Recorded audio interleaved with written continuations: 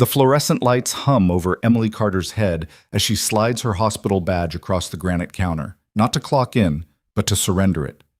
Her fingers are trembling. Behind her, through the rain-streaked glass doors of Northbridge Medical Center, 3 black SUVs with government plates screech into the ambulance bay, tires smoking. Inside the ER, every heart monitor flatlines at once. Not a malfunction, not a drill. Someone just cut the backup power to ICU 3. The chief of staff is shouting into his phone. The security director is pulling a gun. And Emily, the disposable nurse they're about to fire for insubordination, is the only person in the building who knows exactly what's happening. She's seen this before, in Kandahar, in a field hospital that no longer exists on any official record. And if she walks out that door right now like they told her to, everyone inside this building will be dead in 11 minutes. Before we go any further, if you want to see how far this story can travel, drop a comment with your city. I want to know where you're watching from. Hit that like button and stick around till the end. You won't believe what happens next. Emily Carter had been a nurse at Northbridge Medical Center for 16 months, and in all that time, she had never once raised her voice. Not when Dr. Miles Greenfield yelled at her in front of a patient's family because she'd questioned his dosage on a post-op antibiotic. Not when charge nurse Diane Russo reassigned her to the graveyard shift 3 weeks in a row because someone has to do it and you don't complain. Not even when the hospital administrator, Harold Voss, called her into his office last Tuesday and told her she was creating friction by filing incident reports every time a physician skipped hand hygiene. She just nodded, took the write-up, went back to work. People assumed she was soft, convenient, the kind of nurse you could dump the worst assignments on and she'd just absorb it. They were half right. Emily did absorb things. She absorbed details other people missed. She absorbed patterns in patient behavior, in staff mood shifts, in the way certain doctors got quieter right before they made a dangerous call. She absorbed everything, filed it away, and waited. Waiting was something she was good at. It was 11:47 p.m. on a Wednesday when Diane found her restocking a crash cart in the hallway outside the ER. The charge nurse's face was tight, her mouth a flat line. She didn't waste time. "Voss wants to see you, now." Emily straightened, wiping her hands on her scrubs. "I'm in the middle of—" "Now, Carter." The administrative wing was quieter than the patient floors, insulated by thick carpet and the kind of recessed lighting that made everything look like a corporate law firm. Harold Voss sat behind a desk that could have doubled as a landing strip, his tie loosened, his collar unbuttoned. He didn't look up when Emily walked in. "Close the door." She did. He tapped a pen against a manila folder. "You've been here 16 months. "Yes, sir." "Boti." "In that time, you've filed 14 incident reports. 12 involved attending physicians. 2 involved me." Emily said nothing. Voss leaned back in his chair, studying her like she was a line item he was about to cut from a budget. "You know what that tells me? It tells me you don't understand how things work here. Northbridge isn't some field clinic where you get to play cowboy. We have hierarchies, protocols. You're a nurse, Carter. You follow orders. You don't second-guess doctors. You don't file paperwork every time someone forgets to wash their hands. You do your job and you stay in your lane." Emily's jaw tightened, but she kept her voice level. "My job is patient safety." "Your job," Voss said, "is whatever I say it is." He slid the folder across the desk. "This is your termination notice. You're being let go effective immediately. Collect your things. Turn in your badge. Security will escort you out." For a moment, the only sound was the low hum of the air conditioning. Emily stared at the folder. She didn't open it. "You're firing me for doing my job." "I'm firing you for being a liability." "To who?" Voss stood. "We're done here." Emily didn't move. Her hands were steady now, resting on the edge of the desk. "If I walk out of here tonight and something happens, something preventable, you're going to wish you'd listened." Voss's smile was thin and cold. "Is that a threat?" "It's a prediction." "Get out!" Emily turned and left without another word. She made it as far as the front desk before the first alarm went off. Not a fire alarm. Not a code blue. This was sharper, faster, a security lockdown tone that echoed through every hallway in the building. The overhead lights flickered. The automatic doors to the ER sealed with a hydraulic hiss. Emily froze. Diane was at the nurse's station, phone pressed to her ear, her face pale. I don't know, they just said to lock everything down. No one in, no one out. Outside, through the rain-blurred glass, 3 black SUVs rolled into the ambulance bay. No sirens, no lights. Just smooth, deliberate movement. Men in tactical vests stepped out, rifles low but ready, scanning the perimeter like they were clearing a combat zone. Emily's pulse spiked. She knew that posture, that discipline, that silence. She'd worked alongside men like that in places that didn't show up on maps. One of the ER nurses, a young guy named Marcus, was staring out the window. What the hell is this? Step back from the glass, Emily said quietly. He turned to her. Why? What's going on? Just step back. The doors hissed open and a gurney came through fast, flanked by 2 men in unmarked fatigues. The patient was male, mid-30s, unconscious, his skin gray and slick with sweat. There was blood soaking through a pressure bandage on his left side, and his breathing was shallow, erratic. Dr. Greenfield appeared from the trauma bay, annoyance flashing across his face. We didn't get a call. One of the escorts stepped into his path. This patient is classified. You treat him. You don't ask questions. Greenfield bristled. I don't take orders from... You do now. The escort's tone didn't change, but the weight behind it was unmistakable. Greenfield shut his mouth. They wheeled the patient into trauma 2. Emily moved without thinking, falling into step behind them. Diane grabbed her arm. You're not on the floor anymore. Voss just... I know. Then what are you doing? Emily pulled free. My job. Inside trauma 2, the monitors were already screaming. The patient's heart rate was 140 and climbing. His blood pressure was crashing. Greenfield was barking orders, but his hands were shaking as he tried to get a line started. Someone get me an IV, now! Emily stepped up to the table, her movements calm and precise. She didn't ask permission. She just reached for the patient's arm, found the vein on the first try, and slid the catheter in smoothly.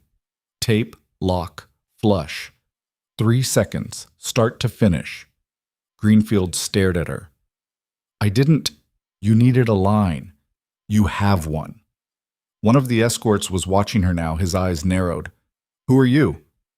Emily Carter, RN. You always work this fast? Only when it matters. The patient's pressure dropped again. The monitors shrieked. Greenfield fumbled with the defibrillator pads, his face slick with sweat. We're losing him. Emily's gaze flicked to the monitor, to the patient's chest, to the IV bag hanging crooked on the pole. She saw it instantly. The line was kinked. The fluids weren't flowing. Greenfield hadn't noticed. She reached over, straightened the tubing, and the pressure stabilized. Greenfield exhaled, relief flooding his face. Okay, we're good. But Emily wasn't looking at him anymore. She was looking at the patient's hands, the calluses on his palms, the scar tissue on his knuckles, the faint tan line where a watch used to sit, high-end, tactical, removed recently. She'd seen hands like that before. Her stomach tightened. This wasn't just some VIP. This was an operator. And if he was here, bleeding out in a civilian ER with no advance notice and a full security detail, it meant someone had tried to kill him, someone who knew where he'd be, someone who had access. Emily glanced at the 2 escorts. They were standing too close to the door, their eyes on the hallway, not the patient. They weren't here to protect him. They were here to contain the situation. The door opened again, and Harold Voss walked in, his face tight. Doctor, a word. Greenfield hesitated, then stepped away from the table. Voss pulled him into the hallway, just out of earshot. Emily could see them through the glass, Voss talking fast, Greenfield shaking his head, Voss pointing back toward the admin wing. One of the escorts leaned in close to Emily. You good here? She nodded, not looking up. For now.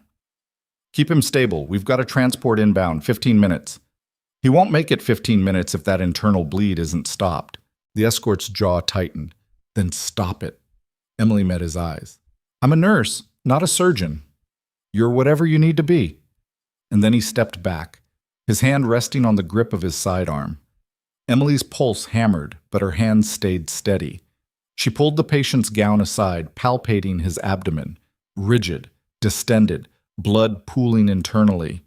If she didn't act now, he'd go into shock, then cardiac arrest. She grabbed a scalpel from the instrument tray. Greenfield reappeared in the doorway, his face white. "Carter, what are you—" "Step back. You can't just—" "I said step back." She made the incision, small, controlled, just below the ribs. Blood welled up, dark and fast. She suctioned it, located the bleeder, clamped it. 2 minutes, start to finish. The monitors quieted. The patient's pressure started to climb. Greenfield stood frozen, his mouth open. One of the escorts tilted his head, studying her. "Where'd you learn to do that?" Emily didn't answer. She just stepped back, stripped off her gloves, and tossed them in the biohazard bin. The hallway outside erupted in voices. Sharp, clipped, military. Boots on tile. Radios crackling. And then the door opened, and a man in a black uniform stepped inside. No insignia. No name tape. Just cold, assessing eyes that swept the room and landed on Emily. He went completely still. "Carter?" Emily's breath caught. She knew that voice. The man stepped closer, disbelief flashing across his face. "We were told you were dead." The room went silent. Diane was staring. Marcus was staring. Greenfield looked like someone had just rewritten the laws of physics in front of him. The officer's hand moved to his radio. "Command, this is Apex 1. I need immediate confirmation on Sergeant Emily Carter, service number 44729. She's standing in front of me." Static. Then a voice, sharp and incredulous. "Say again?" "Emily Carter, alive, at Northbridge Medical." A pause. Then, "Lock down the building. No one in, no one out. We're inbound." The officer looked at Emily, something close to respect in his eyes. "Ma'am, we thought you were KIA 2 years ago." Emily's throat tightened. She could feel every eye in the room on her, could feel the weight of questions forming, accusations ready to drop. Diane's expression had shifted from confusion to something sharper, almost betrayed. Marcus had backed up against the wall, suddenly unsure if he should even be in the same room. "I'm not," Emily said quietly. "Obviously." The officer, she could see his rank now, captain's bars barely visible on his collar, shook his head slowly. "The report said you were caught in an IED strike outside Kandahar. Medevac never made it out. No remains recovered." The report was wrong. Reports like that don't get filed by accident. Emily's jaw tightened. She wasn't going to do this here. Not in front of Greenfield, not in front of Diane, not with a dying man on the table and a hospital full of people who had no idea what they were caught in the middle of. "Captain Briggs?" she said, reading the name tape she could now make out on his vest. "We can talk about my service record later. Right now you need to tell me why a classified operative just showed up in a civilian ER with a sucking chest wound and no advanced coordination." Briggs glanced at the patient, then back at her. "That's need to know." "I just saved his life. I'd say I need to know." Briggs hesitated. Then he stepped closer, lowering his voice so only she could hear. "He was supposed to be in a safe house 20 miles from here. Someone leaked his location. Ambush went bad. He took 2 rounds before his team could extract him. Closest secure facility is 3 hours out. This was the only option." "Who leaked it?" "That's what we're trying to figure out." Emily's mind was already moving, piecing together timelines, access points, the way Voss had looked when he walked into this room. The way he'd pulled Greenfield aside, whispering urgently, his face tight with something that wasn't just concern. How many people knew he was being moved? Classified? "Captain, if someone inside this hospital is involved, we're handling it." "Are you?" Emily gestured toward the hallway, where more armed personnel were now stationed at every exit. "Because from where I'm standing, it looks like you just locked down a building full of civilians with a potential hostile still inside." Briggs's expression didn't change, but something flickered behind his eyes. Acknowledgement, maybe. Or the faint edge of doubt. "Stay with the patient," he said. "Don't let anyone in this room unless they're wearing one of these." He tapped his vest. "Understood?" Emily nodded. Briggs turned and left, barking orders into his radio as he moved down the hallway. The 2 escorts remained, flanking the door like statues. Diane stepped up beside Emily, her voice low and strained. "What the hell was that?" "Exactly what it sounded like." "You were in the military?" "I was a combat medic." "And you didn't think to mention that when you applied here?" Emily checked the patient's vitals, adjusted the IV drip. It didn't come up. It didn't, Diane's voice cracked. Emily, they think you were dead. How does that even happen? It's complicated. Complicated? We've been working together for over a year and I didn't even know you. Diane? Emily turned to face her, and the look in her eyes was enough to stop the charge nurse mid-sentence. I need you to trust me right now. Can you do that? Diane stared at her, a dozen emotions crossing her face. Anger, confusion, fear, something that might have been hurt. Finally, she nodded. Good. I need you to go back to the nurse's station and pull up the access logs for the last 72 hours. Anyone who entered the ICU, the pharmacy, or the records room. Print them if you can, but memorize them if you can't. Why? Because someone in this building knew that patient was coming before he got here. Diane's face went pale. You think someone here set him up? I think someone here had access to information they shouldn't have, and I think that same person is going to try to finish what they started. Emily, if that's true, we need to tell... We don't know who to trust yet. The words hung in the air between them. Diane swallowed hard, then nodded again. She left without another word. Marcus was still pressed against the wall, his eyes wide. Do you need me to? Go help Diane, Emily said. And Marcus, don't tell anyone what you just heard. He nodded quickly and slipped out. Emily turned back to the patient. His breathing was steadier now, his color slightly better. She pulled back the blanket and checked the bandage she'd applied. Clean. No fresh bleeding. The clamp was holding.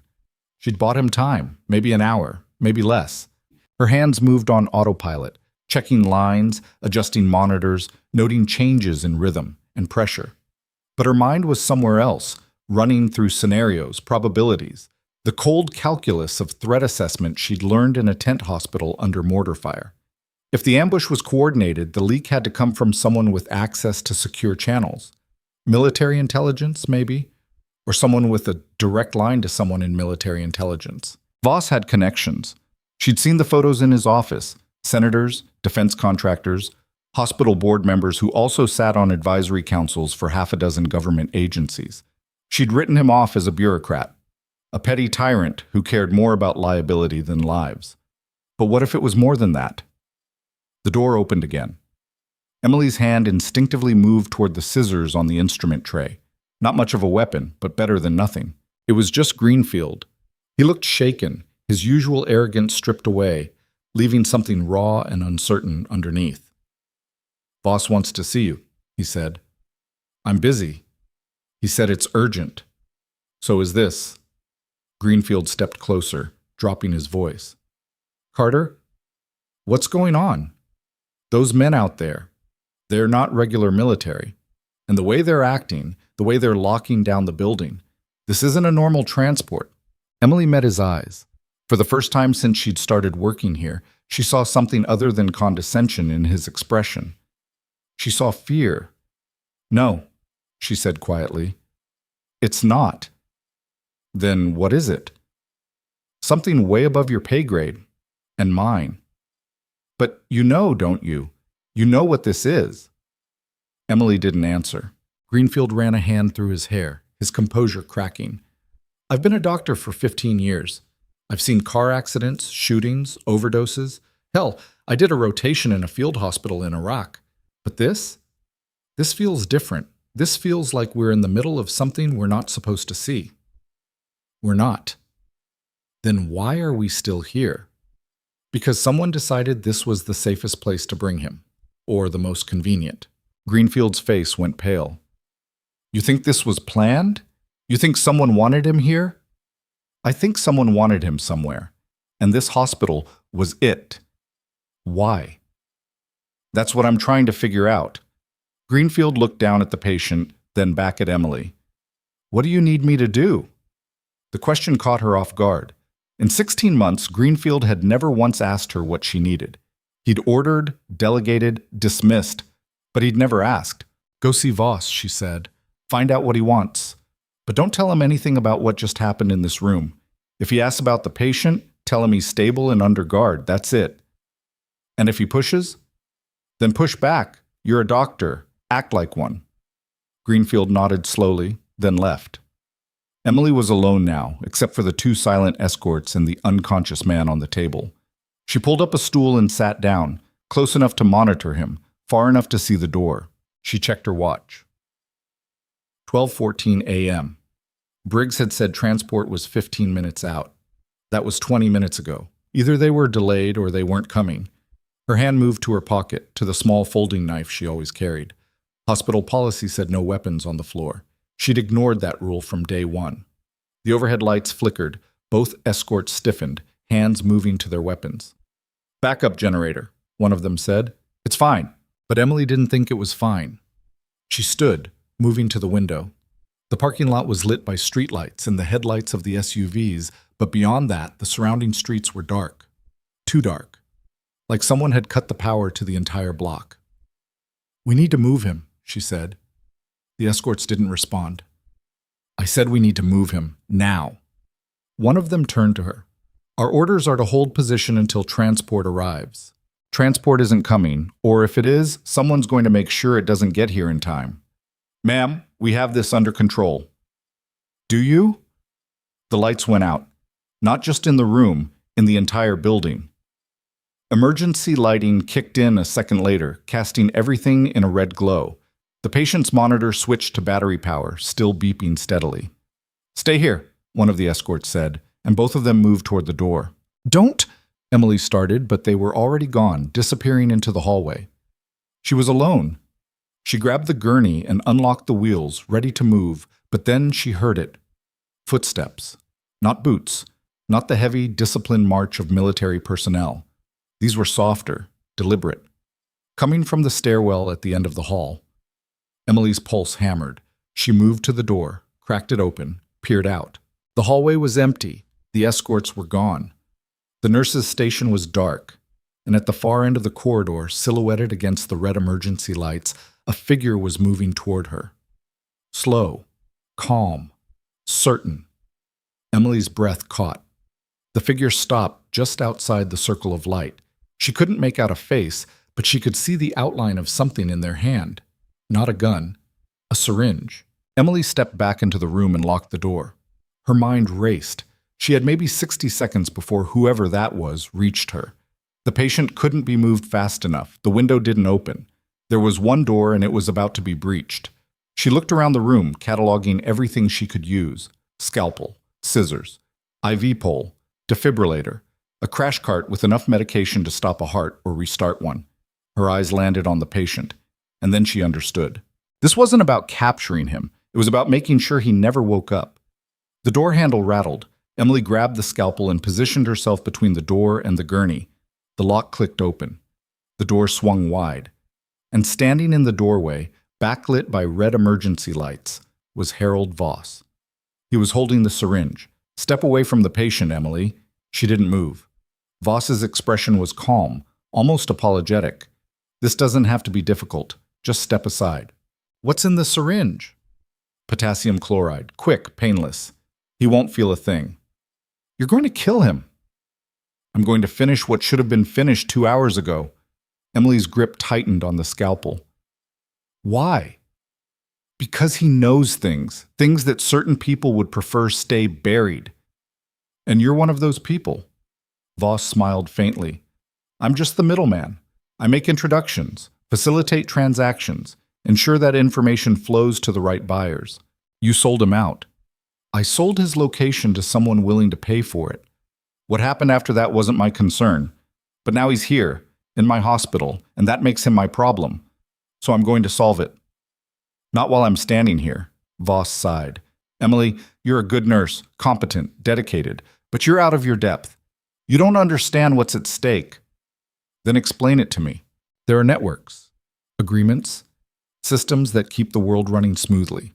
Sometimes people like him," he gestured toward the patient, "threaten those systems. And when that happens, they need to be removed. By people like you. By people who understand how things really work." Emily's voice was cold. "You're a traitor." Voss's smile faded. "I'm a realist, and you're in my way." He stepped forward. Emily raised the scalpel. "One more step, and I'll put this through your throat." Voss stopped. For a moment they stood there, locked in place. Then he laughed. "You won't. You're a nurse. You save lives. You don't take them. You'd be surprised what I'm capable of." Something in her tone made him hesitate. He studied her face, and for the first time she saw doubt flicker across his expression. "Who are you?" he asked quietly.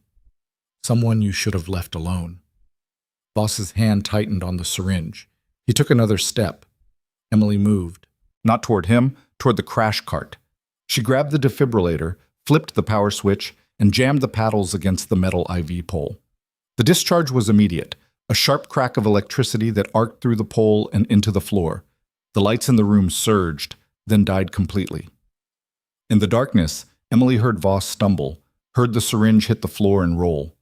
She didn't wait. She moved by memory, by instinct honed in field hospitals, where the power went out more often than it stayed on. She reached the gurney, unlocked the wheels, and shoved it toward the door. Voss shouted something, but she was already in the hallway, pushing the patient toward the emergency stairs. Behind her she heard boots. Not Voss. Someone else. Someone faster. She hit the stairwell door with her shoulder, shoved the gurney through, and let the door slam shut behind her. The stairwell was pitch black except for the faint glow of an exit sign 2 floors down. She couldn't take the gurney down the stairs. It was too heavy, too awkward. She'd have to leave it, but if she left it, Voss would find the patient, and if Voss found him, he'd finish what he came to do. Emily made a decision. She grabbed the patient under the arms and hauled him off the gurney, slinging him over her shoulder in a fireman's carry. 200 pounds of dead weight. Her knees buckled, but she steadied herself, gripped the railing, and started down the stairs. 1 step, 2. Her legs screamed, her back burned. 3, 4. The door above her slammed open. "There!" Footsteps, fast and heavy, coming down after her. Emily didn't look back. She just kept moving. 5 steps, 6. She hit the landing and nearly collapsed. Her vision blurred. Her lungs were on fire.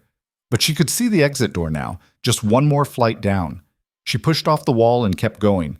The footsteps were closer now. She could hear breathing, could feel the vibration of boots on metal stairs.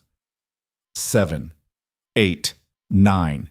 She reached the door, slammed into it, and stumbled out into the ground floor hallway. The emergency lights were on here too. She could see the exit ahead, could see the rain still coming down outside. She ran. Halfway to the door, a hand grabbed her shoulder and spun her around. She dropped the patient, let him slide to the floor, and came up swinging. Her fist connected with something solid. A jaw. The man staggered back.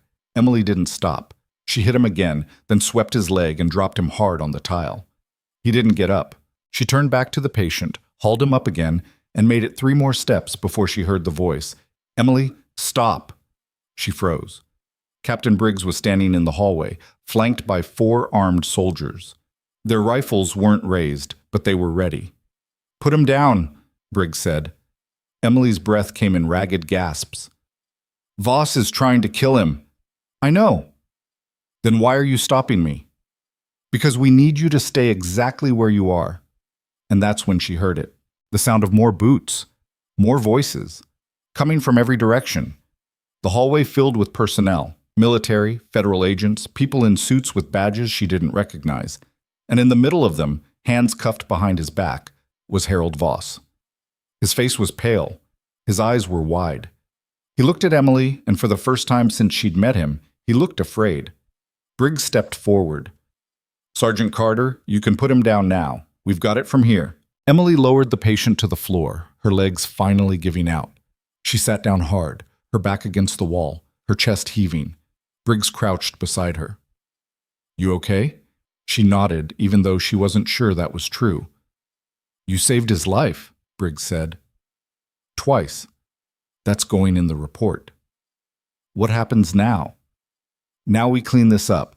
And you get to explain how a dead woman ended up working in a civilian hospital for 16 months without anyone noticing." Emily closed her eyes. "It's a long story. I've got time." But before he could say anything else, one of the agents approached holding a tablet. "Captain, you need to see this." Briggs stood, took the tablet, and his face went cold. "What is it?" Emily asked. Briggs didn't answer right away. He just stared at the screen, his jaw tight. Finally, He looked at her. Voss wasn't working alone. The breach goes deeper than we thought. How deep? Briggs turned the tablet around. On the screen was a photo. A man in a military uniform. Someone Emily recognized. Someone she'd trusted. Someone who was supposed to be dead. Her stomach dropped. No, she whispered. Briggs's expression was grim. We need to talk, right now. The face on the screen belonged to Major Daniel Cross, Emily's former commanding officer, the man who'd pinned her meritorious service medal on her chest in a ceremony held inside a reinforced bunker because going outside meant risking sniper fire. The man who'd written her discharge papers after the explosion that was supposed to have killed her. The man who'd visited her in the hospital 3 days before she disappeared and told her the only way she'd survive was to stay dead. Emily's hands went numb. Briggs was watching her carefully, reading every micro-expression that crossed her face. You know him. It wasn't a question. I knew him, Emily said. Her voice sounded distant, like it was coming from someone else. Past tense. When's the last time you had contact? 2 years ago. The day I was discharged. And you haven't heard from him since? I was dead. Dead people don't get phone calls.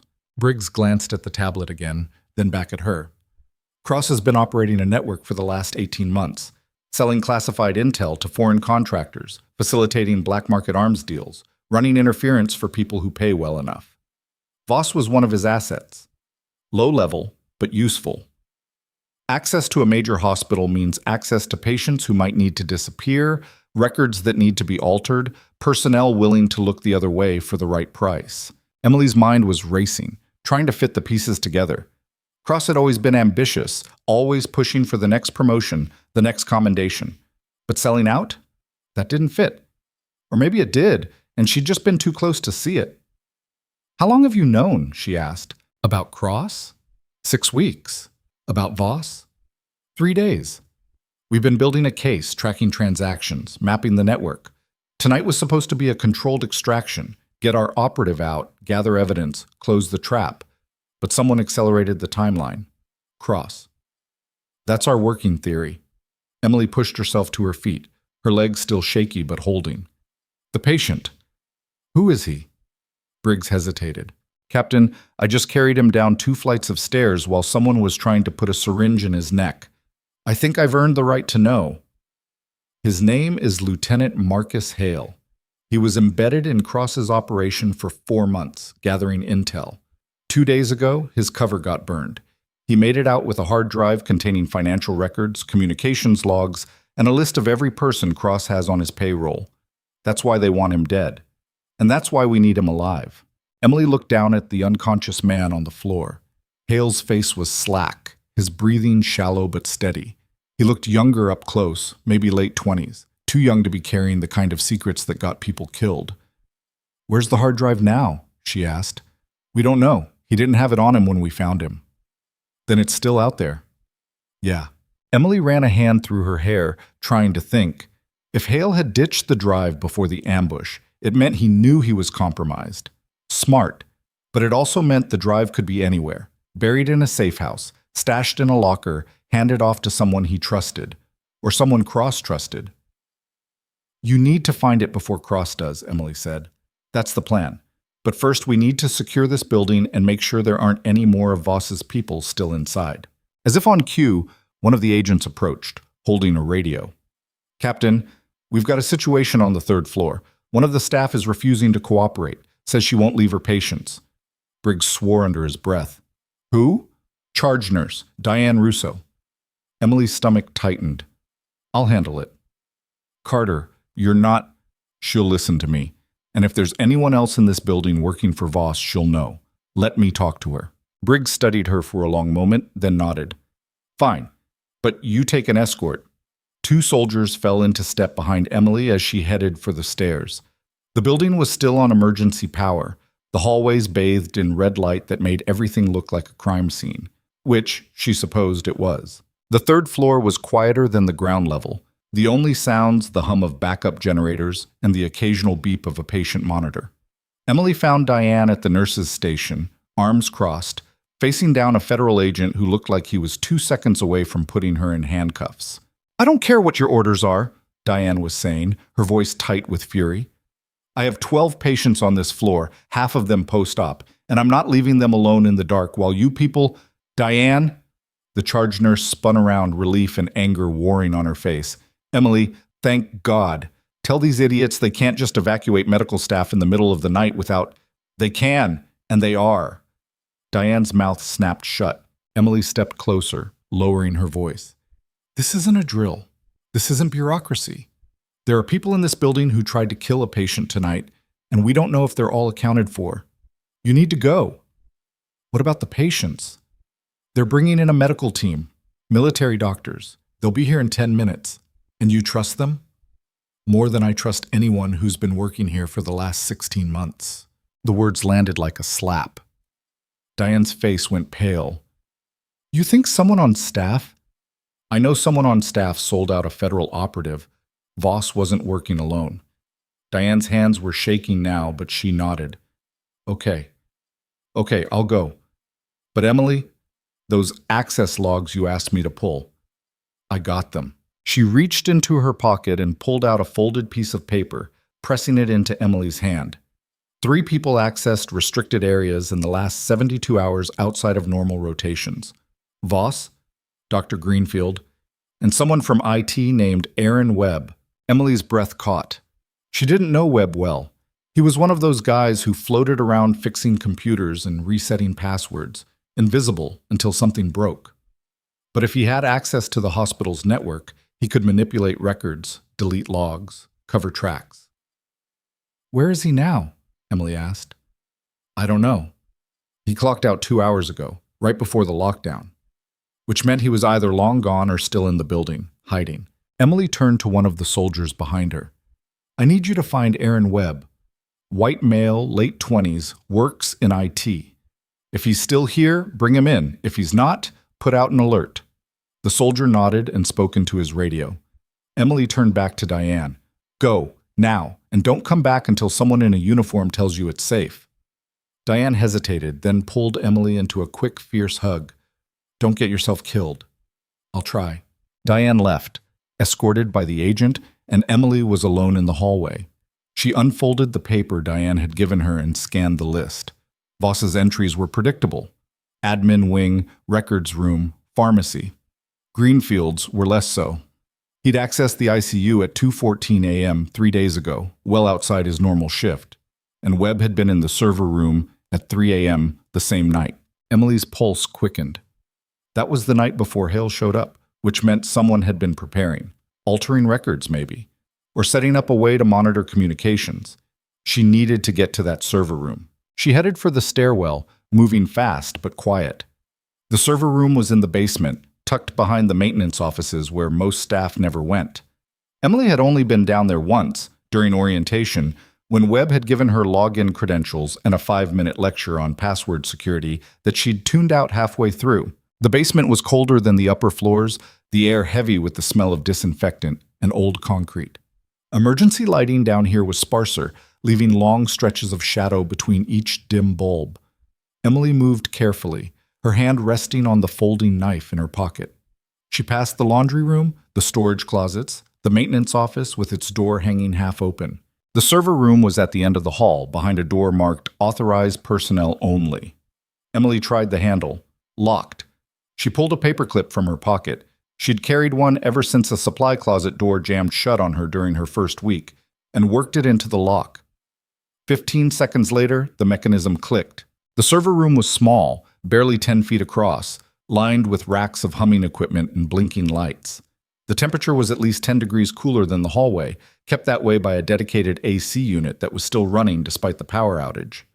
Emily stepped inside and closed the door behind her. There was a workstation in the corner, the monitor still on, displaying a login screen. She moved toward it, then froze. Someone was already here.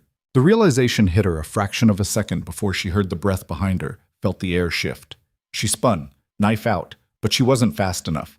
A hand caught her wrist, twisted it hard. The knife clattered to the floor. Another hand grabbed her shoulder and slammed her against the server rack. Metal dug into her spine. Her vision blurred. Aaron Webb's face swam into focus, close enough that she could smell coffee on his breath. He didn't look invisible now. He looked wired, desperate, his eyes too wide and his grip too tight. "I told them you'd be a problem," he said. Emily drove her knee up, aiming for his groin, but he twisted away and shoved her harder against the rack. Something in her back popped. Pain shot down her leg. "Who told you?" she gasped. "Cross. He said if you showed up, if you were still alive, I was supposed to finish it." "Finish what?" "What should have been done 2 years ago." Webb reached into his pocket and pulled out a syringe, the same kind Voss had been carrying. Potassium chloride, probably. Fast and hard to trace if you didn't know what you were looking for. Emily's mind raced. She was pinned, disarmed, and running out of time. Webb outweighed her by at least 50 pounds, and his grip was solid. But he was also an IT guy, not a soldier. He knew computers, not combat. And he'd made a mistake. He was standing too close. Emily stopped struggling, let her body go slack like she was giving up. Webb relaxed slightly, shifting his weight to uncap the syringe with his teeth. That was when Emily moved. She snapped her head forward, smashing her forehead into his nose. Cartilage crunched, blood sprayed.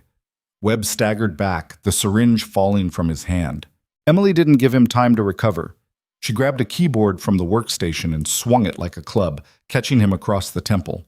He went down hard, hitting the floor with a dull thud. Emily stood over him, breathing hard, the keyboard still in her hand. Webb groaned, blood streaming from his nose, but he didn't get up. She kicked the syringe away, then grabbed a zip tie from a tool drawer and secured his hands behind his back. He was conscious but dazed, mumbling something she couldn't make out. "Shut up," she said. She pulled out her phone, no signal this deep in the basement, and headed for the door. She needed to get back upstairs, needed to tell Briggs they'd found another one of Cross's people. But when she opened the door, she stopped. Standing in the hallway, blocking her path, was Dr. Miles Greenfield. He wasn't alone. There were 2 men with him, both armed, both wearing tactical gear but no insignia. Private contractors, maybe. Or just hired muscle. Greenfield's face was pale, his jaw tight. He looked like a man who just realized he'd bet everything on the wrong hand. "Emily," he said quietly. "Step back inside." She didn't move. "You're with them." "I didn't have a choice." "Everyone has a choice." "Not when they threaten your family." Emily's stomach twisted. She'd seen this before. Good people doing terrible things because someone found the right pressure point. Greenfield had a wife, 2 kids. She'd seen the photos on his desk. "Cross?" she asked. Greenfield nodded. "He approached me 6 months ago, said if I didn't cooperate, my daughter would have an accident on her way home from school. What was I supposed to do?" "You were supposed to go to the police." "And tell them what?" "That a man I'd never met was threatening me with no proof, no evidence, nothing but a phone call? They'd have laughed me out of the building." "So instead you helped him." "I gave him access, altered a few records. That's it. I didn't know he was going to—" Greenfield's voice cracked. "I didn't know about tonight. I didn't know they were going to bring someone here to kill him." "But you know now." "Yes. And you're still here, still working for him. Because he still has my family." One of the contractors stepped forward. "Enough. We're on a schedule." Greenfield flinched but didn't argue. He looked at Emily, something like regret in his eyes. "I'm sorry, I really am. Sorry doesn't fix this." "I know." The contractor raised his weapon, a pistol with a suppressor attached. "Inside. Now." Emily didn't move. Her mind was working through options, calculating angles, distances. 2 armed men, 1 hostage doctor, and her with nothing but a keyboard and a zip-tied IT guy. Not good odds, but she'd worked with worse. "If you shoot me," she said calmly, "Briggs will hear it. He'll lock down this entire floor, and you'll never make it out." The contractor smiled. It wasn't a nice smile. "Suppressor, sweetheart. No one's going to hear anything." "You sure about that?" The lights went out. Not just in the hallway. In the entire basement, someone had cut the emergency power. Emily moved. She dove to the side, rolling into the darkness, using the sound of her own movement to mask her direction. Behind her, she heard the contractor swear, heard Greenfield shout something. A muzzle flash lit the hallway for a fraction of a second. The suppressed gunshot was a dull thump, like a book dropping on a desk. The bullet sparked off the concrete wall where Emily had been standing. She kept moving, low and fast, her hands brushing the wall to orient herself. She could hear the contractors moving, their boots scraping on the floor, their breathing harsh and controlled. Another flash. Another shot. This one closer. Emily's hand found a doorway, the maintenance office. She slipped inside, pressing herself against the wall, forcing her breathing to slow. Footsteps approached. One of the contractors, moving carefully, his weapon up. Emily waited until he was past the doorway, then stepped out behind him and kicked the back of his knee. He went down hard. She grabbed his weapon arm, twisted it, and slammed his wrist against the doorframe. The gun clattered to the floor. He tried to roll, tried to bring his other hand up, but Emily was faster. She drove her elbow into his throat, cutting off his air. He gagged, clawing at her arm, but she didn't let go. 5 seconds. 10. He went limp. Emily released him and grabbed his weapon. A Glock 19. Familiar weight. She checked the chamber, loaded, and moved back into the hallway. The second contractor was shouting now, calling for his partner. Emily could hear him moving toward her position, could hear Greenfield trying to calm him down. "She's just a nurse," Greenfield was saying. "She can't—" "Your nurse just took down Riker." "Then we need to—" The emergency lights came back on, flooding the hallway in red. Emily and the second contractor saw each other at the same time. He raised his weapon, so did she. For a fraction of a second they stood frozen, each waiting for the other to move. Then a voice echoed down the hallway, sharp and commanding.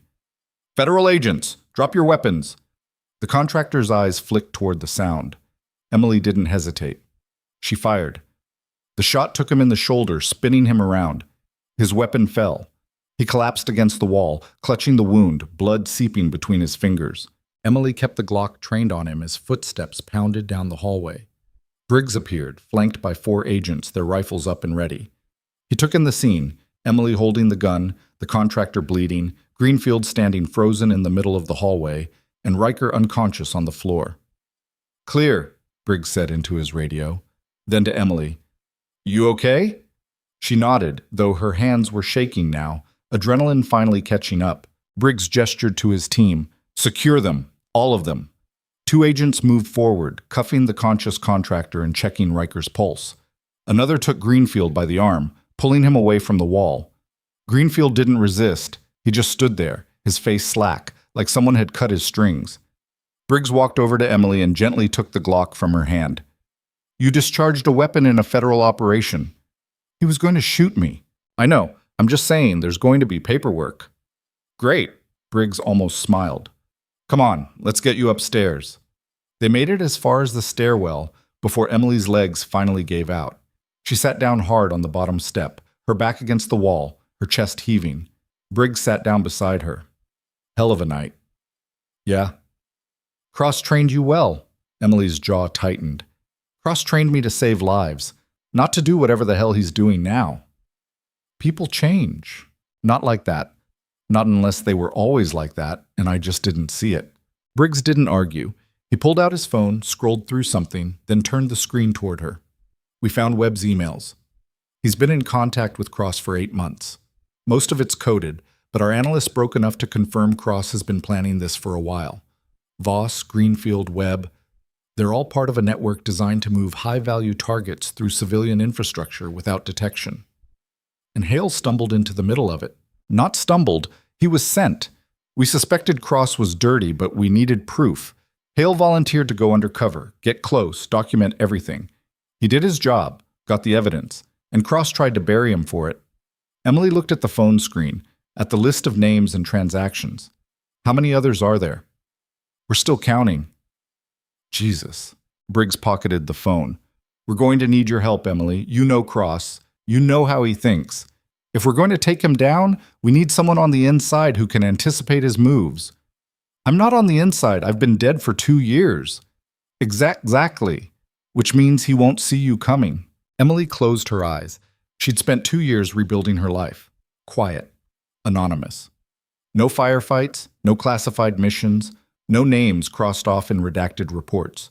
Just shift work and patient charts and the simple, manageable problems of people who needed stitches or painkillers or someone to hold their hand while they waited for test results. She'd liked that life. But it was gone now, burned away the moment Hale rolled through those doors. What do you need me to do? She asked. For now? Help us find that hard drive. Hale woke up 10 minutes ago. He's asking for you. Emily's eyes snapped open. Why me? He said you're the only one he trusts. They found Hale in a secure room on the second floor, surrounded by monitors and guards. He was sitting up in bed, his face still pale, but his eyes sharp and alert. When Emily walked in, he tried to smile. It came out more like a grimace. You're the one who saved me, he said. Twice, Emily corrected. Then I owe you twice. She pulled up a chair and sat down. You don't owe me anything. Just tell me where the drive is. Hale's expression shifted, something guarded sliding into place. I don't know you. You asked for me. I asked for the nurse who carried me out of a firefight. That doesn't mean I trust you with classified intel. Emily leaned forward. Cross sent people to kill you tonight. 3 of them. They're all in custody now, but that doesn't mean he's done. If we don't find that drive before he does, everything you risked your life for disappears. So you can sit there and play spy games, or you can tell me where it is and let us finish this. Hale studied her for a long moment. Then he said, Cross mentioned you once, called you the best combat medic he'd ever trained, said you died in Kandahar. He lied. About you dying, or about you being the best? Both. I'm alive, and I was never the best, just the one who didn't quit. Hale's smile was genuine this time. Yeah, I can see that. He reached for the tablet on the bedside table, winced at the movement, and pulled up a map. The drive is in a locker at Union Station, Bay 247. Combination is 8592. Emily memorized the numbers. Why there? Because it's public. Cameras everywhere. Hard to make someone disappear in front of a few hundred commuters. Unless you own the people watching the cameras. Hale's face went pale. You think Cross... I think Cross has been 10 steps ahead of us this entire time, which means he already knows where the drive is, or he's about to. Briggs, who'd been standing by the door, stepped forward. We need to move. Now. Emily stood. I'm coming with you. Carter, you're not... I just took down 2 armed contractors and saved your only witness. I'm coming with you. Briggs looked like he wanted to argue, but he didn't. He just nodded and gestured toward the door. They took 2 SUVs, Briggs, Emily, and 4 agents in the first, backup team in the second. The drive to Union Station took 12 minutes, cutting through empty streets still slick with rain. Emily sat in the back, watching the city slide past, her mind running through scenarios. If Cross knew about the locker, he'd have people waiting. If he didn't, they had a narrow window to grab the drive and disappear before he figured it out. Either way, this was about to get messy. Union Station was quieter than usual for a Thursday night, just a handful of travelers scattered across the main concourse. Emily spotted the lockers along the east wall, rows of gray metal boxes with numeric keypads. Briggs sent 2 agents ahead to secure the perimeter. Emily followed him across the concourse, her eyes scanning faces, looking for anyone who didn't belong. She saw him before Briggs did, a man in a dark jacket, standing near the ticket kiosks, his posture too still, his eyes tracking their movement. She touched Briggs's arm, nodded toward the man. Briggs's hand moved to his weapon. The man saw the movement and ran. Go, Briggs shouted. 2 agents peeled off, chasing him toward the south exit. Emily and Briggs kept moving toward the lockers. Bay 247 was in the middle of the 3rd row. Emily punched in the combination. The door clicked open. Inside was a small external hard drive, matte black, no bigger than a deck of cards. Emily reached for it. And then the lights went out. Not just in the station, in the entire block. Emergency lighting kicked in, but it was dim, barely enough to see by. Briggs grabbed Emily's arm. We need to move. But before they could take a step, Emily heard it. A voice. Familiar. Cold. Hello, Emily? She turned. Standing 20 feet away, backlit by the emergency lights, was Major Daniel Cross. He wasn't alone. There were 6 men with him, all armed, all moving with the kind of precision that said military training. Cross smiled. I have to admit I'm impressed. I really thought you were dead. Emily's hand moved toward the Glock. Briggs had returned to her, but Cross raised a hand. I wouldn't. My men have orders to fire if you so much as twitch wrong. And I'd hate to lose you again so soon after getting you back. Briggs stepped forward. Cross, you're surrounded. Federal agents are converging on this location right now. You need to stand down. Cross laughed. Captain Briggs, still playing by the rules, I see. How's that working out for you? Better than it's working out for you. Is it? Because from where I'm standing, I have the high ground, superior numbers, and a very clear shot at the woman holding my property. Emily's grip tightened on the hard drive. This isn't yours. Everything in my operation is mine, including the people, including you, once upon a time. I was never yours. Weren't you? I trained you, shaped you, turned you from a scared kid with a first aid kit into a soldier who could stabilize a sucking chest wound while mortars were landing 20 feet away. You were my best work, Emily, and then you had to go and develop a conscience. You sold out your own people. I adapted. The world changed, the wars changed, and I realized the real enemy wasn't on the other side of a desert. It was the system that sent us there in the first place. So I started working for myself, making the connections that mattered, building something real. You built a betrayal network. I built an empire. Briggs's radio crackled. Cross's men tensed, weapons raising slightly. Tell them to stand down, Cross said, or this gets ugly fast. Emily's mind was racing. 6 hostiles, superior position, low light. Briggs and his agents were good, but in a close-quarters firefight, people were going to die. She made a decision. She held out the hard drive. You want this? Take it. Emily, don't, Briggs started. Take it, she repeated, and let everyone else walk away. Cross tilted his head, studying her. You think I'm going to just let you leave after everything you've seen tonight? I think you're going to take the drive and disappear. Because if you don't, Hale's testimony puts you away for the rest of your life. But if you have the drive, you have leverage. Proof that half the people trying to arrest you are on your payroll. That's worth more than killing me. Cross was silent for a long moment. Then he nodded slowly. Smart. Always smart. That's what I liked about you. He gestured to one of his men. Take it. The man moved forward, weapon trained on Emily, and reached for the drive. Emily handed it over. The man stepped back, passing the drive to Cross. Cross examined it, then slipped it into his pocket. Pleasure doing business with you, Sergeant Carter. Try to stay dead this time. He turned and walked away, his men backing out after him, weapons still raised. Briggs started to move, but Emily grabbed his arm. Let them go. We can't just let them go. Briggs stared at her, frustration and confusion warring on his face. But he didn't move. Cross and his team disappeared into the darkness outside the station. The lights came back on 30 seconds later. Briggs rounded on Emily. What the hell was that? Emily pulled her phone from her pocket and held it up. On the screen was a notification. File upload complete. Briggs's eyes widened. You copied it? While I was opening the locker, took about 8 seconds. And the drive you gave him? Blank. Well, mostly blank. I put a few corrupted files on there to make it look real. It'll take his people a few hours to figure out they've been played. Briggs stared at her, then started laughing. You just conned a career intelligence officer. I learned from the best. Briggs took the phone, forwarding the file to his secure server. This is everything? Everything Hale died for. Financial records, communications, names, all of it. Then we have him. Emily nodded. Yeah, we have him. But even as she said it, she felt the weight settling over her. Cross wasn't going to just disappear.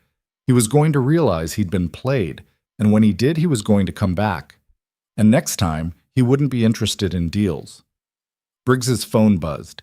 He answered it, listened for a moment, and his face went pale. What? Emily asked. He lowered the phone slowly. Hale's gone.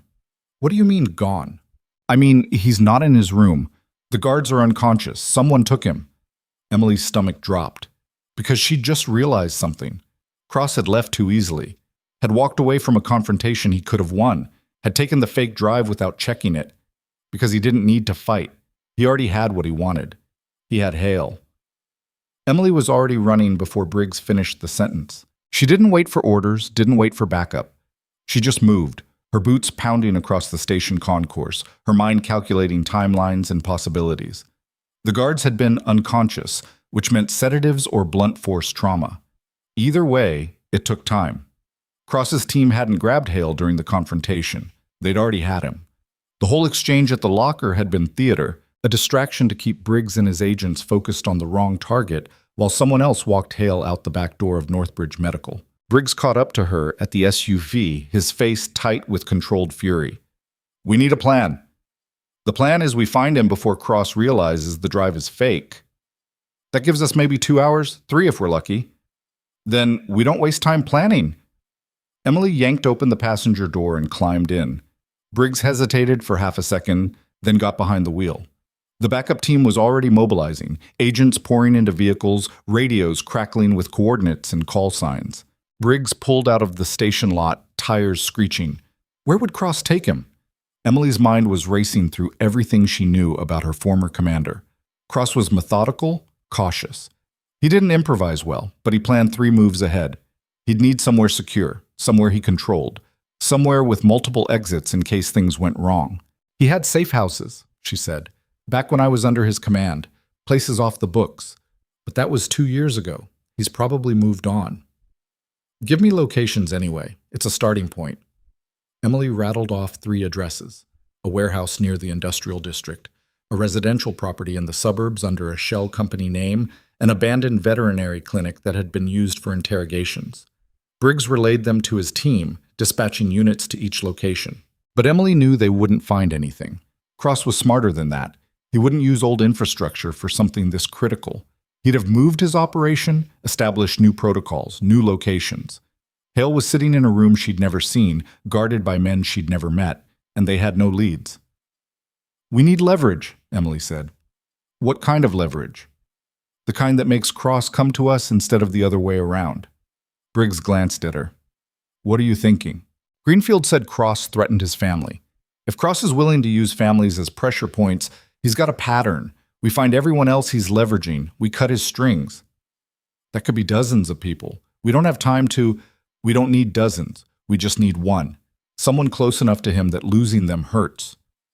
Briggs's jaw tightened. "You want to use a hostage to draw him out. I want to use his own tactics against him." "That's not how we operate." "It's how he operates.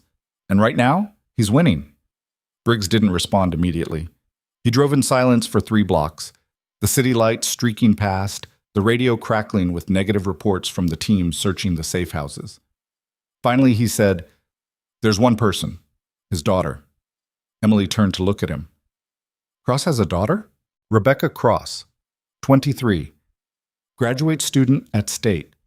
She doesn't know what her father does, at least that's what our psych profile suggests. But Cross visits her every 2 weeks like clockwork, never misses. We've had her under surveillance for the last month, waiting to see if she led us anywhere." "Has she?" "No, she goes to class, goes to the library, goes home, completely clean." Emily processed that. A daughter Cross cared enough about to maintain regular contact, to protect from his own operations. That was leverage. Not the kind Emily wanted to use. Dragging an innocent civilian into this mess felt wrong on every level, but it was the only card they had left. "Where is she now?" Emily asked. "Her apartment, near campus." "Take me there." Briggs made a sharp turn, heading north. "We're not grabbing her. We're not using her as bait." "We don't have to grab her. We just need Cross to think we might." "And how do we do that without actually threatening her?" Emily pulled out her phone, opened a messaging app, and typed out a simple message. "I know where Rebecca is. Want to talk?" She showed it to Briggs. "We send this from a burner number. Let him sweat. He'll either ignore it, which means she's not as important as we think, or he'll respond. And if he responds, we have a dialogue. Dialogue means negotiation." Briggs's knuckles were white on the steering wheel. "This is a bad idea. You have a better one?" He didn't. They stopped 2 blocks from Rebecca's apartment building, a modest 3-story walk-up in a neighborhood that was trying hard to be trendy and not quite making it. Briggs sent the message from an encrypted phone, then they waited. 2 minutes passed. 3. Emily's pulse was hammering, her knee bouncing with nervous energy. She forced herself to stay still, to breathe evenly, but her mind was already 10 steps ahead, running through scenarios, contingencies, the dozen ways this could go wrong. The phone buzzed. Briggs opened the message. 3 words. "Leave her alone." Emily leaned over to read it. "You took the bait." Briggs typed back, "Hail for Rebecca. Clean trade. You picked the location." Another long pause. Emily could almost see Cross on the other end, weighing options, calculating risks. He knew they wouldn't actually hurt his daughter. He had to know that. But the threat was enough to force a response. The phone buzzed again. "You're bluffing." Briggs looked at Emily. "He's calling us." Then we raise. She took the phone and typed, "Rebecca drives a blue Honda Civic. License plate 7 Delta Kilo 942. She parked in spot 12 outside her building 20 minutes ago. She's wearing a gray sweater and jeans. She just ordered Thai food from the place on campus. Delivery in 15 minutes. Still think I'm bluffing?" Emily had no idea if any of that was true, but Briggs's surveillance team would have logged those details, and if cross-checked, which he would, it would all match. The next message came faster. "You touch her, and Hale dies screaming." "He's rattled," Briggs said. Emily typed, "I don't want to touch her. I want Hale back. You want the real drive. Let's make a deal." This time, the pause stretched longer. Emily counted the seconds, watching the screen, willing it to light up. Finally, Pier 19. Industrial dock. 1 hour. You bring the drive, I bring Hale. No backup, no tricks, just you. Briggs shook his head. "Absolutely not. That's a kill box. He'll have shooters on every angle." "Probably. So we're not doing it. We don't have a choice." "Carter, this is insane. He's going to kill you the second you step onto that dock." "Maybe. Or maybe he still thinks I'm useful. Either way, it's the only play we have." Briggs grabbed her arm. "I'm not sending you in there alone." "You're not sending me. I'm going." "Then I'm coming with you." "No." He said no backup. If he sees federal vehicles, he'll disappear and we'll never find Hale. "So what's your plan? Walk in there and hope Cross has a sudden attack of conscience?" Emily pulled her arm free. "My plan is to walk in there with the real drive, make the trade, and walk out with Hale. And if Cross tries anything, I put him down." "With what? You're not armed." Emily reached into her jacket and pulled out the Glock she'd taken from the contractor in the hospital basement. She'd slipped it into her waistband when no one was looking, a habit from years of operations where the official loadout didn't always match the mission requirements. Briggs stared at the weapon. "You stole that from an evidence scene. Borrowed." "Carter..." "Briggs, we're out of time. Hale is sitting in a room somewhere with people who will kill him the second Cross gives the order. Maybe they're torturing him right now, trying to confirm what's on the drive. Maybe they're just waiting. Either way, every minute we argue is another minute Hale doesn't have. So I'm going to Pier 19. You can either help me or get out of my way." Briggs looked like he wanted to argue, wanted to pull rank, wanted to do anything except let her walk into what was almost certainly a trap. But he didn't. He just exhaled slowly and said, "Fine, but you're wearing a wire. Cross will check for that. Then you're wearing a tracker, something small enough that he won't find it in a pat-down." Emily nodded. "Okay." Briggs made a call, and 10 minutes later, one of his agents showed up with a tiny GPS chip, no bigger than a pill. Emily swallowed it dry. The agent assured her it would pass through her system in 24 hours and transmit her location the entire time. "If things go bad," Briggs said, "if we lose your signal or if you don't check in within 2 hours, we're coming in. If you lose my signal, I'm already dead. Coming in just gets more people killed. I'm coming in anyway." Emily almost smiled. "Yeah, I know." She checked the Glock, full magazine, one in the chamber, and tucked it back into her waistband. The drive was still on Briggs's phone. She had him transfer it to a clean USB stick, which she slipped into her pocket. 42 minutes until the meet. Briggs drove her to within 2 blocks of Pier 19, then stopped. "You sure about this?" "No." "But you're doing it anyway." "Yeah." He handed her a radio earpiece, tiny and flesh-colored. "At least take this. I won't transmit unless you're in immediate danger, but I want to hear what's happening." Emily hesitated, then nodded and fitted the earpiece in place. It was small enough that Cross might miss it, and if he didn't, she could always say it was a hearing aid. She opened the door and stepped out into the rain. It had started again, a light drizzle that made the streetlights hazy and indistinct. "Emily." She turned back. Briggs was looking at her with an expression she couldn't quite read. "You were a damn good soldier. Still are." "I'm a nurse." "You're both." Emily didn't have a response to that, so she just nodded and walked away. Pier 19 was a decaying relic from the city's industrial past, a stretch of cracked concrete and rusted cranes that jutted out into the harbor like a broken tooth. Most of the warehouses had been abandoned years ago, their windows shattered, their walls covered in graffiti. The place smelled like diesel fuel and rotting fish. Emily approached from the south, moving slowly, her eyes scanning for movement.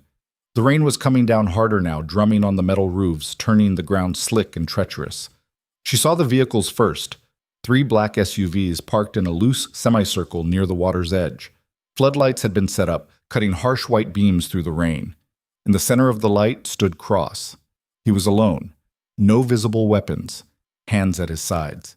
Emily knew it was a lie. There were shooters somewhere in the shadows, at least 4, maybe more. She could feel their scopes tracking her as she walked forward. She stopped 20 feet from Cross, just outside the pool of light. "That's far enough," he said. Emily held up the USB stick. "I brought the drive." "And I brought Hale." Cross gestured, and 2 men emerged from one of the SUVs, half carrying, half dragging a figure between them. Hale. He was conscious, but barely, his face swollen and bruised, his shirt soaked with blood. They dumped him on the ground at Cross's feet. Emily's jaw clenched. "You said he'd be unharmed." "I said I'd bring him. I never said what condition he'd be in. He needs medical attention." "Then we'd better make this quick." Emily took a step forward. Immediately, red laser dots appeared on her chest. 3 of them, perfectly spaced. She froze. Cross smiled. "Just a precaution. You understand. Let him go first." "You're not in a position to negotiate. Neither are you. That drive contains enough evidence to put you away for life. You want it, you let Hale walk." "Walk where? He can barely stand. Then crawl. I don't care. But he leaves before I hand this over." Cross studied her, his expression unreadable. Then he nodded to one of his men. "Help him up." The man grabbed Hale under the arms and hauled him to his feet. Hale swayed, his eyes unfocused, but he managed to stay upright. "Go," Cross said. Hale took a step, then another. His legs buckled, but he caught himself, kept moving. Emily watched him approach, her heart hammering, every nerve screaming that this was wrong, that Cross wouldn't just let him go, that the second Hale was clear, the shooters would open fire. But Hale kept walking. He made it to Emily, collapsed against her. She caught him, felt the dead weight of him, felt the sticky warmth of blood soaking through his shirt. "Can you stand?" she whispered. "Maybe. For about 10 seconds. That's all we need." She looked back at Cross. "He's clear. Here's the drive." She tossed it underhand, a gentle arc through the rain. Cross caught it, examined it, then slipped it into his pocket. "Pleasure doing business with you, Sergeant." "We're done here." "Not quite." Emily's stomach dropped. Cross pulled a phone from his pocket and held it up. On the screen was a video feed. Rebecca's apartment. The camera angle showed her sitting on a couch, reading a book, completely unaware she was being watched. "Insurance," Cross said. "In case you got any ideas about coming after me. I don't care about your daughter." "Maybe not, but Briggs does. He's got a whole file on her. Surveillance logs, psych profiles, contingency plans, and now I know he's been watching her, which means if anything happens to me, my people have very clear instructions about what to do with Rebecca." Emily's blood ran cold. She'd given Cross exactly what he needed. Confirmation that his daughter was a target. Confirmation that she mattered. And now he'd use that as a shield. "You're a coward," she said. "I'm a survivor. There's a difference." Cross turned and walked back toward the SUVs. His men followed, moving with disciplined precision, covering his retreat. Emily stood there, holding Hale, watching them go. The red dots were still on her chest. "Emily," Hale whispered. "The drive." "What about it?" "It wasn't complete. I held back some files, uploaded them to a private server. Insurance." Emily's pulse quickened. "What files?" "The ones that prove Cross has assets inside the bureau. Names, badge numbers, everything." "Why didn't you tell Briggs?" "Because I didn't know who to trust, but now—" Hale coughed, blood flecking his lips. "Now I know. It's you. Hale, I need you to—" The gunshot cracked through the rain. Emily felt the impact before she heard the sound. A sledgehammer blow to her left shoulder that spun her around and dropped her to her knees. The Glock clattered from her waistband, skittering across the wet concrete. Hale collapsed beside her, a second wound blooming red across his chest. Emily's vision blurred. Pain radiated down her arm, hot and sharp. She pressed her hand to the wound, felt blood pulsing between her fingers. Cross had stopped at the SUV, phone still in his hand. I lied about the insurance. Rebecca's fine, but I couldn't risk you following. Emily tried to speak, but her throat was tight, her breath coming in shallow gasps. Cross climbed into the SUV. The vehicles pulled away, their taillights disappearing into the rain. The red dots vanished from Emily's chest. She was alone on the pier, bleeding, with Hale dying beside her. Her hand fumbled for the earpiece.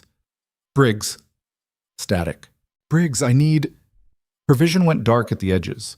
She could hear footsteps, voices, but they sounded distant, muffled. Someone was shouting her name. She tried to respond, but the words wouldn't come.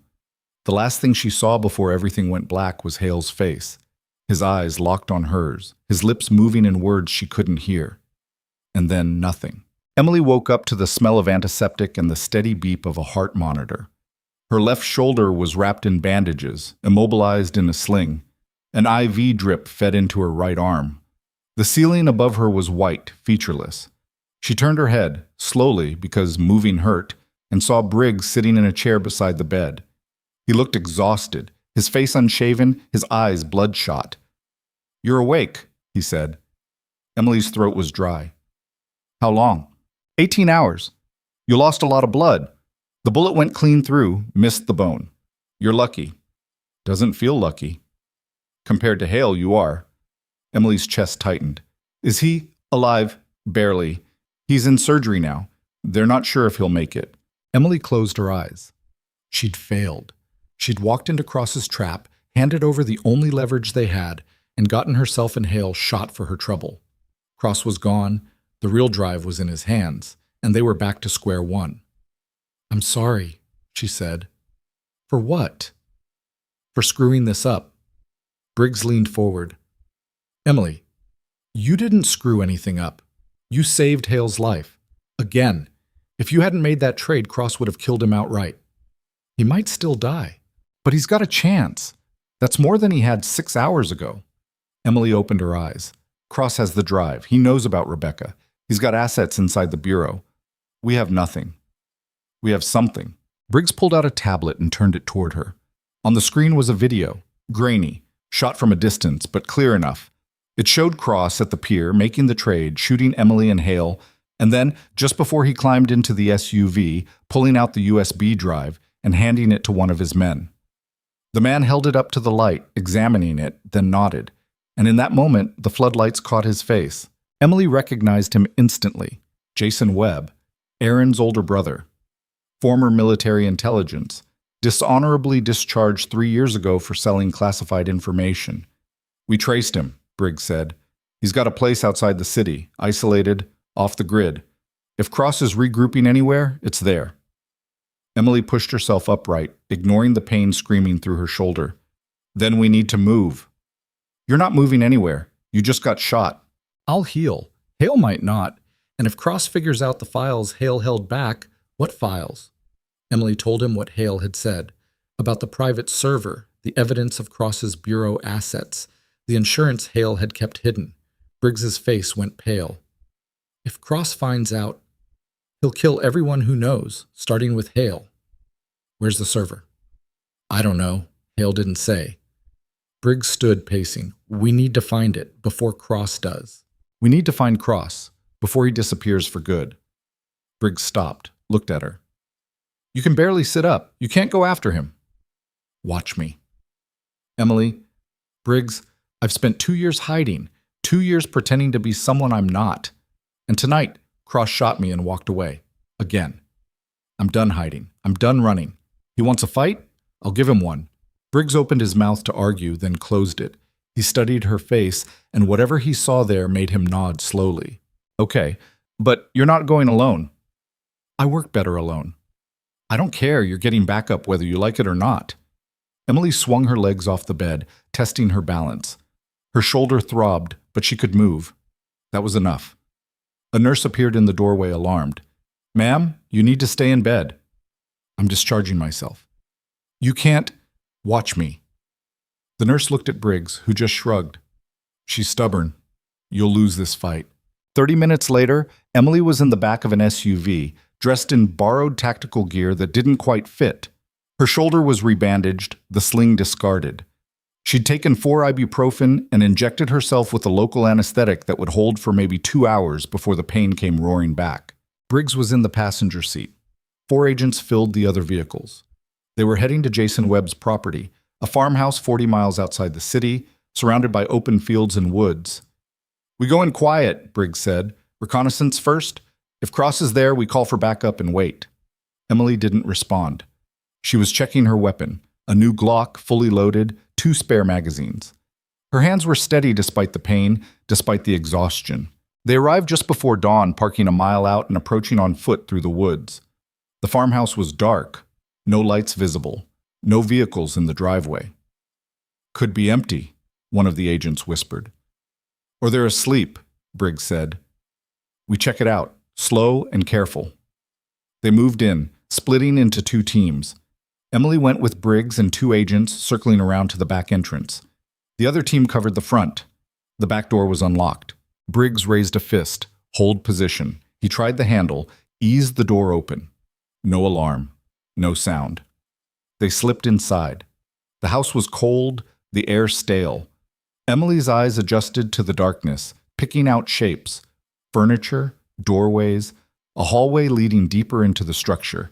They cleared the first floor room by room. Empty. No sign of recent occupancy. Upstairs, they found 3 bedrooms. 2 were empty. The third had someone in it. Rebecca Cross was tied to a chair, gagged, her eyes wide with terror. Emily's breath caught. "Briggs!" He saw her, swore softly. They moved in fast, clearing the room, checking closets and corners. Empty. Emily knelt beside Rebecca, removed the gag. "Are you hurt?" Rebecca shook her head, tears streaming down her face. "They took him. They took my father." "Who took him?" "I don't know. Men in masks. They came to my apartment, grabbed me, brought me here. My father showed up an hour ago. He tried to negotiate. They shot him." Emily's stomach twisted. "Is he alive?" "I think so. They dragged him into a van, said something about making an example." Briggs was already on the radio, calling in the location, requesting immediate backup and medical. Emily untied Rebecca's hands. "Did they say where they were taking him?" "No. But I heard one of them on the phone. He said something about the warehouse on 5th. I don't know what that means." Emily did. The warehouse on 5th was one of Cross's old safe houses. The one she'd given Briggs hours ago. The one his team had already cleared and found empty. Which meant either Cross's people had cleaned it out before the team arrived, or... Emily's blood ran cold. "It's a trap," she said. Briggs looked at her. "What?" "The team you sent to the warehouse. They're walking into an ambush. Cross's people are using him as bait." Briggs grabbed his radio. "All units, abort approach to 5th Street location. I repeat, abort." The radio exploded with static, then screaming. Gunfire crackled in the background. A voice, panicked. "We're taking fire. Multiple hostiles. Officer down. We need..." The transmission cut off. Briggs went pale. "No." Emily was already moving, running for the stairs. Briggs shouted after her, but she didn't stop. She hit the ground floor at a sprint, burst out the back door, and ran for the vehicles. She knew what she had to do. Cross was bait. His own people had turned on him, set him up, used him to lure in federal agents. But why? What did they gain? And then she understood. The files Hale had held back. The evidence of Cross's bureau assets. Someone inside wanted those files buried, and they were willing to burn Cross to do it. Emily reached the SUV, yanked open the door, and found Briggs's tablet still sitting on the seat. She unlocked it, pulled up the surveillance logs from Hale's operation. There. A name she recognized. Special Agent Marcus Reeves, Briggs's direct superior. He was on Cross's payroll, and he'd just sent a team of agents into a kill zone. Emily's hand shook as she pulled up Briggs's contact list, found Reeves's number. She called it. He answered on the second ring. "Briggs?" "No," Emily said. "It's me." A pause. "Sergeant Carter, I heard you were dead." "I get that a lot. We need to talk." "About what?" About the fact that you just sent 6 agents to die so you could cover up your connection to Cross. Another pause, longer this time. I don't know what you're talking about. Yes, you do, and I can prove it. Hale had files, insurance files, names, transactions, everything, and he gave me the access codes before he went into surgery. Emily was lying. She had no access codes, no files, nothing, but Reeves didn't know that. You're bluffing, he said. Am I? Then why are you still on the phone? She could hear him breathing, could almost feel the wheels turning in his head. What do you want? He finally asked. I want you to call off your people, pull them back from 5th Street, let Briggs's team extract Cross and get out. And if I do, then maybe I don't release the files. You're in no position to negotiate. Neither are you, because in about 90 seconds, I'm uploading everything Hale gave me to every major news outlet in the country. Your name, your badge number, your bank accounts, all of it, unless you call off your people right now. Silence. Then, you're making a mistake, Carter. Probably, but it won't be my first. She hung up. 60 seconds later, Briggs came running out of the farmhouse, his face pale. The shooting stopped. My team is reporting hostiles in retreat. They're extracting now. Emily exhaled slowly. Good. What did you do?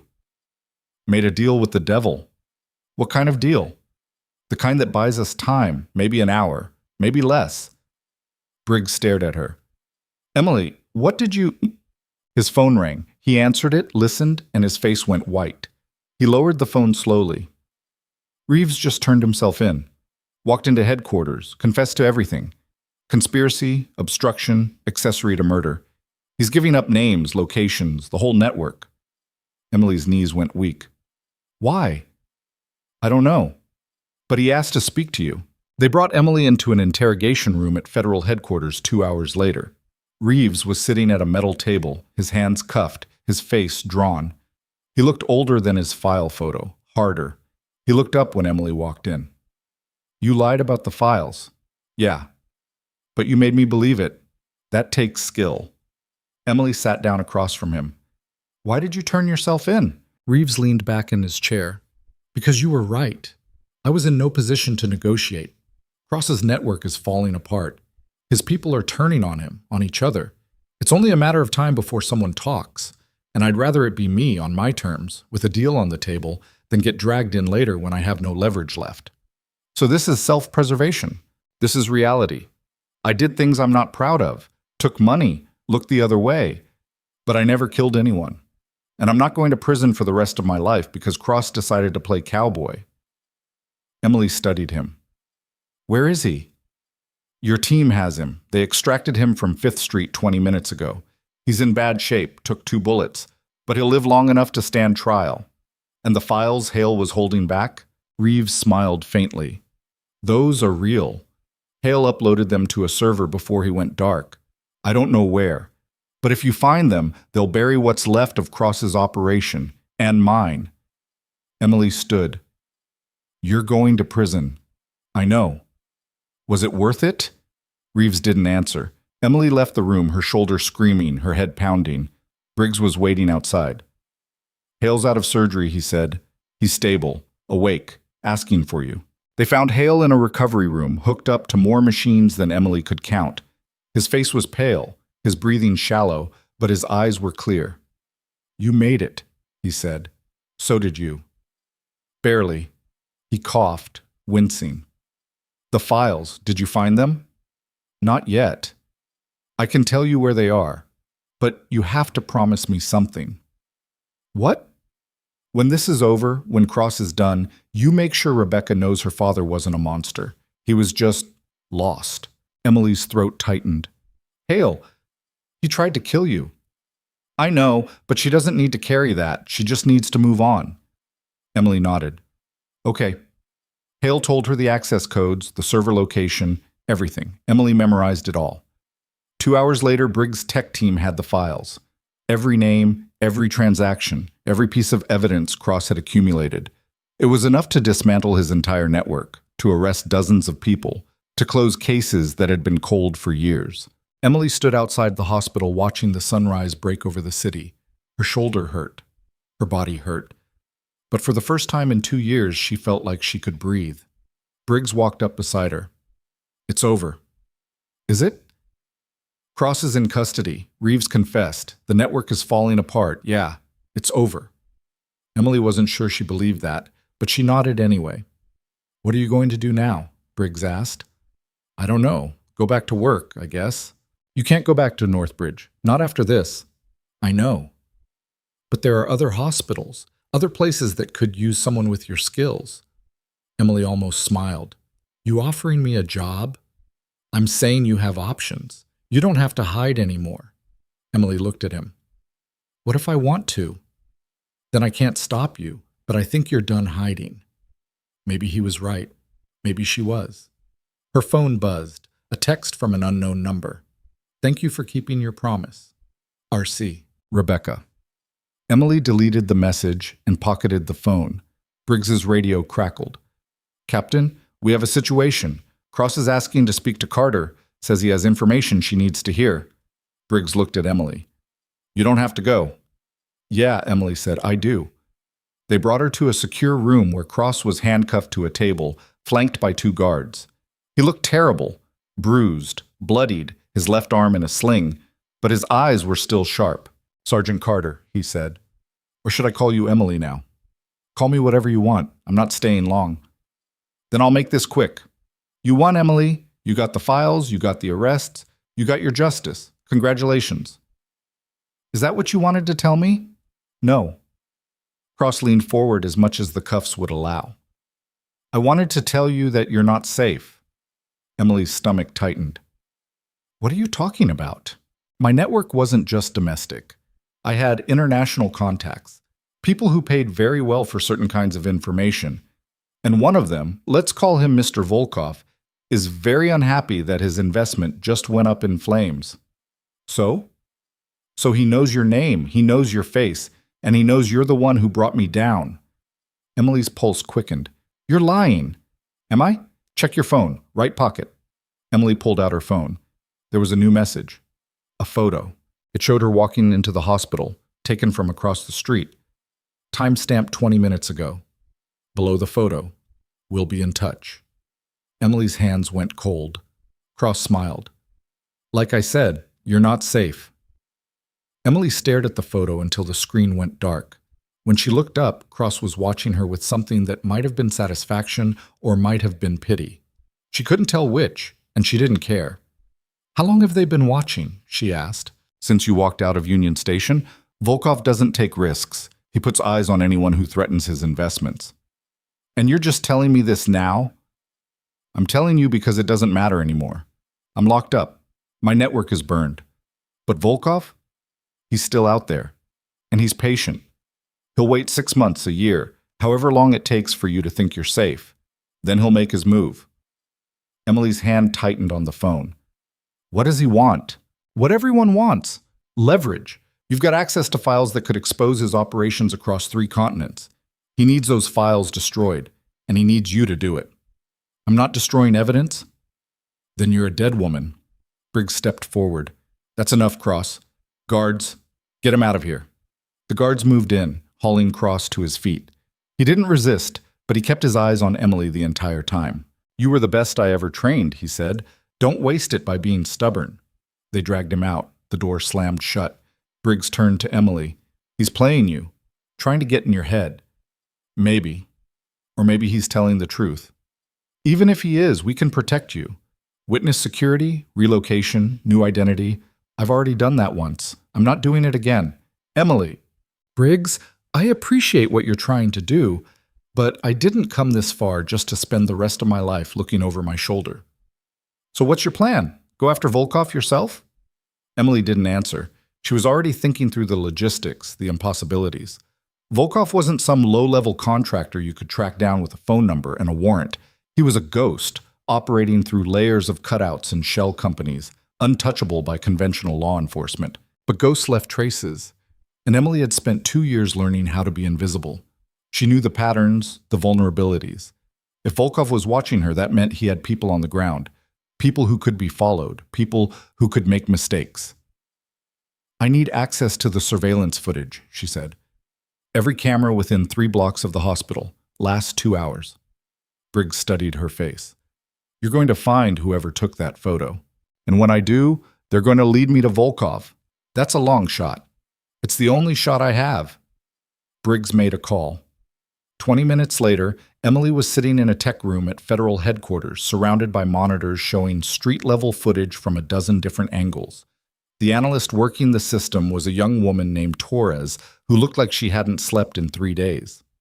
What am I looking for? Torres asked. Someone watching the hospital entrance, probably in a vehicle, probably alone. Torres pulled up the footage, scrubbing through timestamps. Emily watched the screens, her eyes scanning for anything out of place. A car parked too long.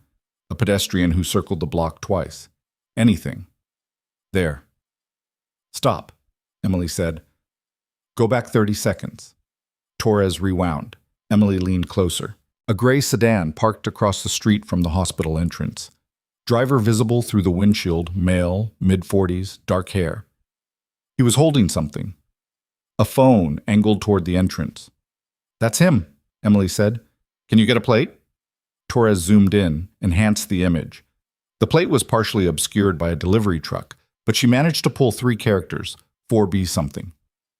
Run it, Emily said. Torres typed rapidly. Partial match gives me 47 possibilities in the metro area. Most are registered to commercial fleets or rental companies. Focus on the rentals. Torres narrowed the search. 3 matches. 2 are currently rented out.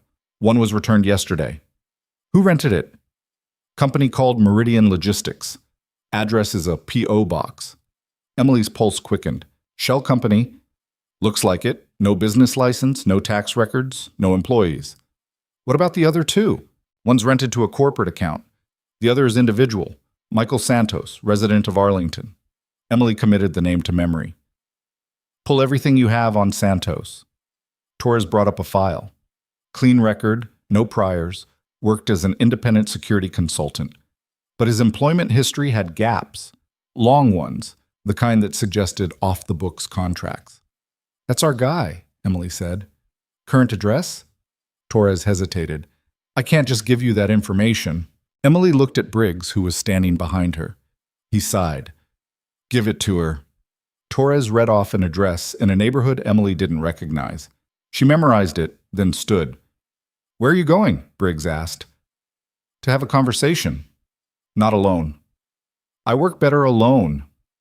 Carter, this guy is a professional. If he's working for Volkov, he's dangerous. So am I. Briggs grabbed her arm.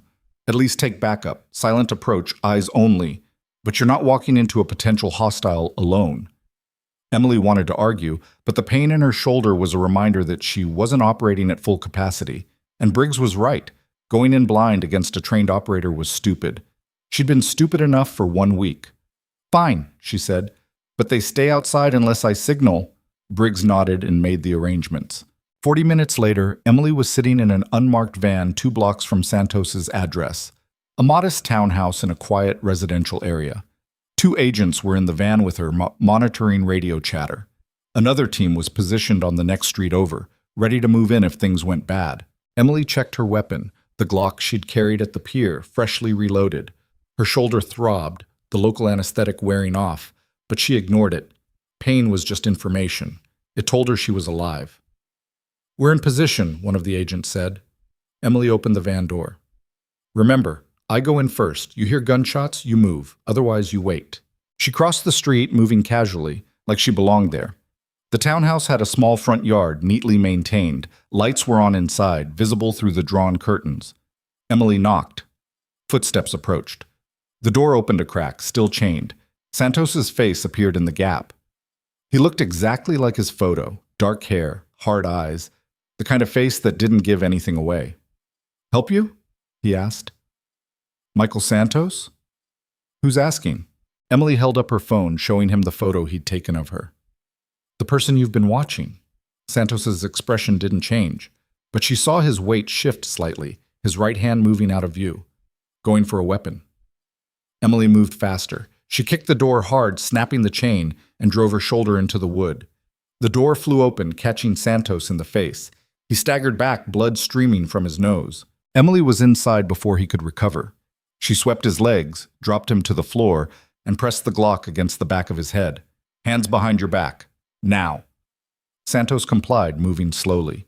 Emily zip-tied his wrists, then patted him down. She found a pistol in a shoulder holster, a knife in his boot, and a phone in his pocket. She took everything, then hauled him upright and shoved him into a chair. "Who's Volkov?" she asked. Santos spat blood onto the floor. "I don't know what you're talking about." Emily showed him the photo again. "You took this 2 hours ago. You've been surveilling me on someone's orders. I want to know whose." "I'm a private investigator. I was hired to document your movements. That's it." "By who?" "Client confidentiality." Emily leaned in close. "Your client is a foreign operative running a criminal network. That makes you an accessory. You're looking at 20 years minimum, unless you cooperate." Santos smiled, blood on his teeth. "You're not a cop. You can't offer me anything." "You're right. I'm not a cop, which means I don't have to follow their rules."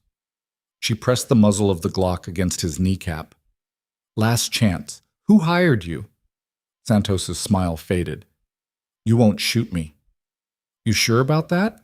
She pulled the trigger. The gunshot was deafening in the small room. Santos screamed, clutching his leg. Blood spread across the carpet. Emily hadn't actually shot him. She'd fired into the floor 6 inches to the left of his knee, but the sound and the shock were enough. "Next one goes through bone," she said calmly. "Now talk." Santos was gasping, his face white. Okay. I was hired through a broker. No direct contact, just orders and payment." "What were the orders?" "Watch you. Document your movements. Report back every 6 hours." "Report to who?" "I don't know. It's all encrypted. I send photos to a server. I get paid in cryptocurrency. I never see faces, never hear voices." Emily grabbed his phone, unlocked it with his thumbprint while he was too shocked to resist, and scrolled through his messages. Everything was coded, routed through anonymizing software. But there was one recent message that stood out. "Target is active. Proceed to Phase 2. "What's Phase 2? Emily asked. "I don't know." She raised the gun again. "I swear, they don't tell me the full plan. I just follow orders." Emily believed him. He was a low-level asset, disposable. Volkov wouldn't trust him with operational details. She heard footsteps outside. The agents responding to the gunshot. She'd run out of time. "When's your next check-in?" she asked. 20 minutes. "What were you supposed to report?" "That you're at federal headquarters, that you're cooperating with the investigation." Emily thought fast. If Volkov believed she was still cooperating with Briggs, he might hold off on Phase 2, whatever that was. But if he suspected she was onto him, he'd accelerate. She needed to control the narrative. "Here's what you're going to do," she said. "You're going to send your check-in exactly as planned. You're going to tell them I'm still at headquarters, that I'm working with federal agents, that I seem cooperative, and you're going to keep doing that until I tell you to stop. And if I don't, then I come back and finish what I started." Santos nodded, his face slick with sweat. The front door burst open. 2 agents rushed in, weapons raised. They saw Santos bleeding on the floor and Emily standing over him with a gun. "Stand down!" one of them shouted. Emily lowered the weapon. "He fell!" The agent looked at the bullet hole in the floor. "That's a hell of a fall." "He's clumsy." Briggs appeared in the doorway, took in the scene, and sighed. "Carter, we need to talk." They stood outside while paramedics worked on Santos. Briggs's face was tight with barely controlled anger. "You shot him," he said. "Near him. That's not better." "He's alive. He's talking." "That's better than the alternative." Briggs ran a hand through his hair. "You can't just go around shooting people, Emily. I don't care what Cross taught you. There are rules." "Rules didn't stop Volkov from putting a target on my back." "No, but they're what separate us from people like him." Emily met his eyes. "Maybe I don't want to be separated. Maybe I want to be exactly like him, just long enough to finish this. That's how you lose yourself. I lost myself 2 years ago. I'm just trying to survive." Briggs was quiet for a moment. Then he said, "What did Santos tell you?" Emily told him about the check-ins, the encrypted communications, Phase 2. Briggs's expression darkened. "We need to bring him in. Full interrogation, intelligence sweep, trace every communication." No, Emily said. If you bring him in, Volkov will know we're on to him. He'll disappear and we'll never find him. So what's your plan? We use Santos to feed Volkov false information. Make him think I'm still following protocol, still cooperating with your investigation. Meanwhile, I go dark. Track down Volkov's network from the inside. That's insane. It's the only way. Emily, you're injured, exhausted, and you've already been shot once this week. You're in no condition to go after a foreign intelligence operative. Then it's a good thing I'm not asking for permission. She turned and walked back to the van. Briggs called after her, but she didn't stop. Inside the van, she pulled out Santos's phone and studied the encrypted messages. The software was sophisticated, but not unbreakable. She'd seen similar systems in the field. They relied on rotating encryption keys, time-stamped and synchronized across devices. If she could intercept the next key rotation, she could trace the signal back to its source. She called Torres. I need a favor. Does Briggs know about this favor? No. Then I probably shouldn't. Torres, someone is hunting me. They've got surveillance on my movements, a team ready to execute Phase 2, and I've got maybe 12 hours before they realize I'm onto them. I need your help. Torres was silent for a long moment. Then, what do you need? Emily explained the encryption system, the key rotation schedule. Torres listened, asked a few technical questions, then said she could crack it. But it would take time, 4 hours, maybe 5. You've got 3, Emily said. She hung up and closed her eyes, letting the exhaustion wash over her. Her shoulder was screaming now, the pain a constant throb that radiated down her arm. She dry swallowed 2 more ibuprofen and leaned back against the van wall. Her phone buzzed. A text from an unknown number. You're making this harder than it needs to be. Emily's blood ran cold. She typed back, Who is this? The response came immediately. Someone who wants what you want. Cross in prison. Justice served. But you're chasing ghosts, Emily. Volkov doesn't exist. At least not the way you think. Emily's pulse quickened. Then who took the photo? Someone who wanted you to chase shadows. Someone who needed you distracted while they cleaned up the loose ends. Emily's mind raced. If Volkov was a distraction, then who was the real threat? She typed, Who are you? No response. She tried calling this number. It rang twice, then disconnected. Emily stared at the phone, her thoughts spiraling. If Volkov was fake, if the whole threat was manufactured, then someone was playing her. Someone who knew enough about Cross's network to weaponize it. Someone with access to surveillance, to encrypted communications, to resources that rivaled a foreign intelligence service. Someone inside. Emily pulled up her contacts and called Briggs. He answered immediately. I need you to run a trace on a number, she said, and read it off. Briggs was quiet for a moment, then, Emily, that's my number. She froze. What? The number you just gave me, it's my bureau-issued phone. Emily's stomach dropped. That's impossible. I just received a text from my phone. Yeah. Which means someone's spoofing my credentials, or... He didn't finish the sentence. He didn't have to. Emily's mind was already 3 steps ahead. If someone was spoofing Briggs's phone, they had access to bureau systems, which meant they were either inside the bureau or they had compromised someone who was. Where are you right now? She asked. Headquarters, command center. Check your phone, see if there are any outgoing messages in the last 5 minutes. She heard him moving, heard the sound of a keyboard. Then, nothing. My phone's been on my desk the entire time. Then someone cloned it. That requires physical access. And the only people who've touched my phone in the last 24 hours are... Briggs stopped. Oh no. What? Reeves. When he turned himself in, we confiscated his personal effects, including his phone. He insisted on making 1 call before we locked him up. I let him use mine. Emily's blood turned to ice. He cloned it.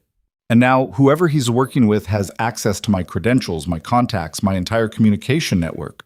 Briggs, you need to lock down your systems, now. Change every password, revoke every access code. I'm on it.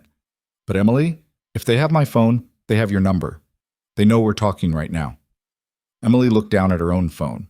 The screen was dark, innocuous. But someone was listening. Someone was watching. She pulled the battery out and dropped the phone on the van floor. I'm going dark, she said into Briggs's phone before handing it to the agent beside her. Don't try to find me. She opened the van door and stepped out into the rain. The agent called after her, but she was already running, cutting through alleys and side streets, putting distance between herself and anyone who might be tracking her. She didn't have a phone, didn't have backup, didn't have a plan, but she had something more important. She had a name. Reeves had turned himself in too easily, had confessed too quickly, had given up Cross's network without a fight. At the time, Emily had thought he was just cutting a deal, trying to minimize his sentence. But what if it was more than that? What if Reeves wasn't just a corrupt agent looking to save himself? What if he was the architect, the one pulling strings, feeding information to Cross, using him as a front while building his own network in the shadows? Cross had called Volkov a ghost. But ghosts didn't exist. People did. And Reeves was very real. Emily ducked into a 24-hour diner, ordered coffee she didn't drink, and used the payphone in the back to call a number she'd memorized years ago. A contact from her time overseas, someone who specialized in the kind of information you couldn't get through official channels. The line clicked. Yeah? It's Carter. A pause. You're supposed to be dead. I get that a lot. I need a favor. What kind? I need everything you have on Special Agent Marcus Reeves. Employment history, financial records, travel logs, everything. That's a tall order. I know, but I'm good for it. Another pause. You still got that thing I gave you? Emily's hand went to the small silver coin in her pocket, a token from a black market arms dealer she'd helped extract from a compromised position in Syria. He'd told her it was good for one favor, no questions asked. Yeah, she said, I've got it. Then consider us square. Give me 2 hours. He hung up. Emily left the diner and kept moving, staying to back streets and avoiding cameras. Her shoulder was agony now, but she pushed through it. Pain was just noise. 2 hours later, she was in a different part of the city, standing in front of a storage facility. Her contact had sent the information to a dead drop, a locker rented under a false name, accessible with a code he'd texted to the diner's payphone. Inside the locker was a manila envelope. Emily opened it and started reading. Reeves's official record was clean. 20 years with the Bureau, multiple commendations, steady promotions. But buried in the financial records were irregularities. Large cash deposits, always just under the reporting threshold. Property purchases through shell companies. Travel to Eastern Europe that didn't match his official assignments. And then she found it. A photograph, grainy and old, showing a younger Reeves standing beside a man Emily didn't recognize. But the location was unmistakable. Kandahar, Afghanistan. The same base where Emily had been stationed, the same time period. She flipped the photo over. On the back, in faded ink, Reeves and Volkov, 2019. Emily's breath caught. Volkov wasn't a client. He was a partner, maybe even a friend. And Reeves had been running him as an asset for years, feeding him intelligence, using him to build a network that extended far beyond Cross's operation. Cross had been a patsy, a convenient fall guy, and Emily had helped take him down, clearing the way for Reeves to consolidate power. She'd been played from the start. Emily's hands shook as she pulled out the rest of the documents. Bank records showing payments to Santos, to Webb, to a dozen other contractors. Communication logs proving Reeves had orchestrated the ambush on Hale, the attack at the pier, everything. And at the bottom of the envelope, a handwritten note from her contact. Reeves is scheduled for transfer to a federal prison tomorrow morning, 6 a.m. If you're going to move, that's your window. Emily checked her watch. 4:47 a.m. She had just over an hour. She flagged down a cab and gave the driver an address 3 blocks from federal headquarters. She paid in cash, got out, and approached the building on foot. Security was tight. Guards at every entrance, cameras covering every angle. But Emily had been inside before. She knew the blind spots, the shift changes, the moments when attention lapsed. She slipped in through a service entrance, using credentials she'd lifted from one of Briggs's agents back at the hospital. The guard at the desk barely looked at her. Inside, she made her way to the detention level. Reeves would be in a holding cell, waiting for transport. Alone, maybe. Or with a guard. Either way, she needed to get to him before he disappeared into the prison system, beyond her reach. She found the cell block. 2 guards stood outside the main door. Emily couldn't bluff her way past them, so she didn't try. She pulled the fire alarm. The building erupted in noise. The guards looked at each other, confused, then moved toward the stairwell to investigate. Emily slipped past them and into the cell block. Reeves was in the third cell on the left. He was sitting on a bench, hands cuffed, looking calm. Too calm. He looked up when Emily appeared. "I was wondering when you'd figure it out." Emily pulled out the Glock. "Stand up." Reeves didn't move.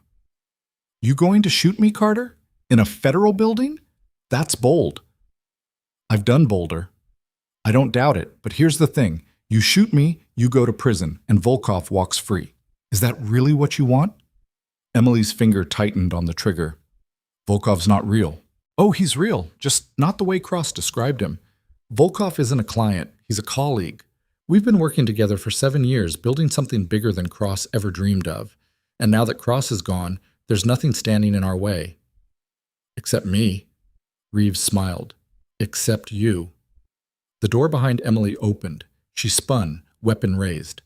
Briggs was standing there, flanked by 4 agents. All of them had weapons drawn.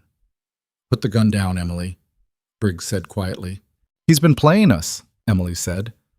"All of us. He's working with Volkov. He orchestrated everything." "I know?"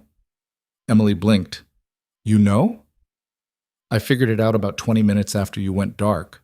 Torres cracked the encryption on Santos's phone. The messages traced back to a bureau server, Reeves's server." "Then arrest him." "We are. But not like this. Not with you holding a gun on him in a federal detention facility. That's not justice, Emily. That's revenge." Emily's hand trembled. She wanted to pull the trigger, wanted to end this, here and now, consequences be damned. But Briggs was right. She lowered the weapon. Reeves laughed. "Smart choice." Emily turned back to him. "You're going to prison for the rest of your life." "Maybe. Or maybe I cut another deal. Testify against Volkov. Give up his network. Walk away with 10 years instead of 50. You think I'm the only one who knows how to play the system? I think you're a coward who hides behind systems because you're too weak to face the consequences of what you've done." Reeves's smile faded.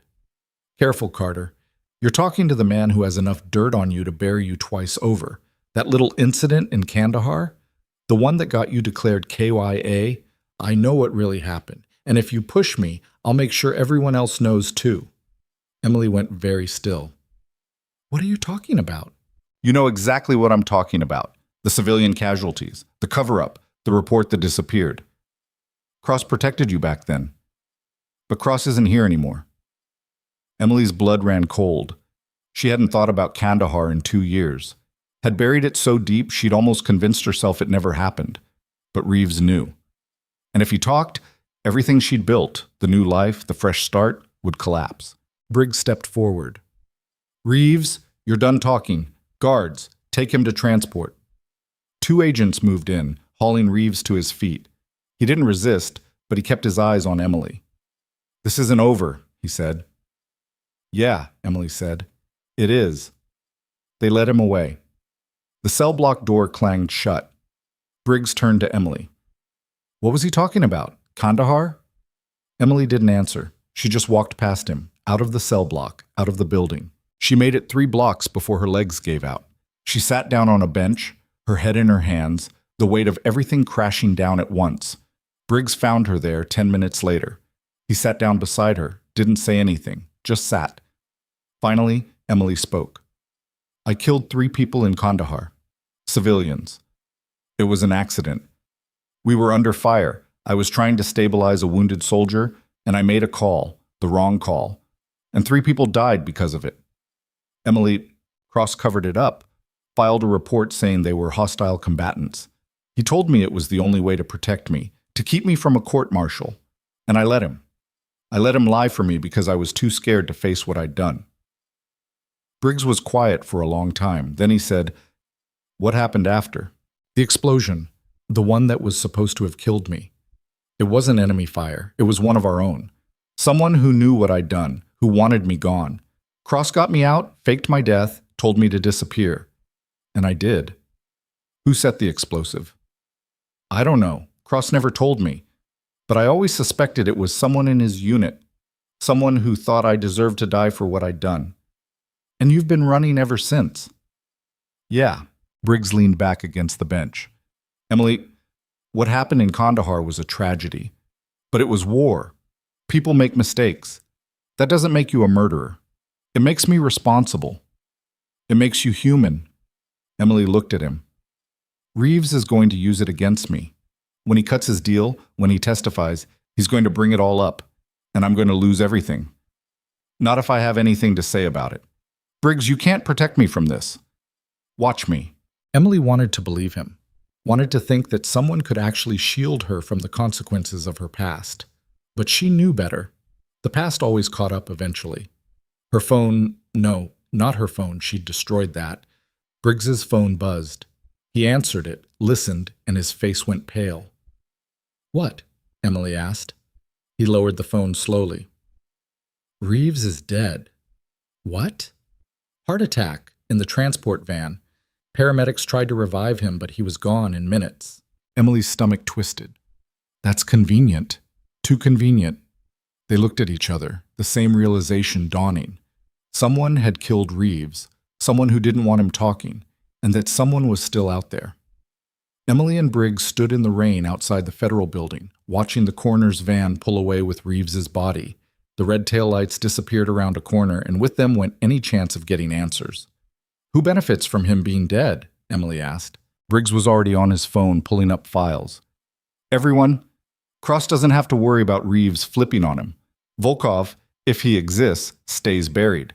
And whoever else was part of this network gets to walk away clean. There's always a trail. Not if you're good enough to erase it. Emily's mind was working through possibilities, eliminating dead ends. Reeves had been in federal custody, surrounded by agents, locked in a secure transport.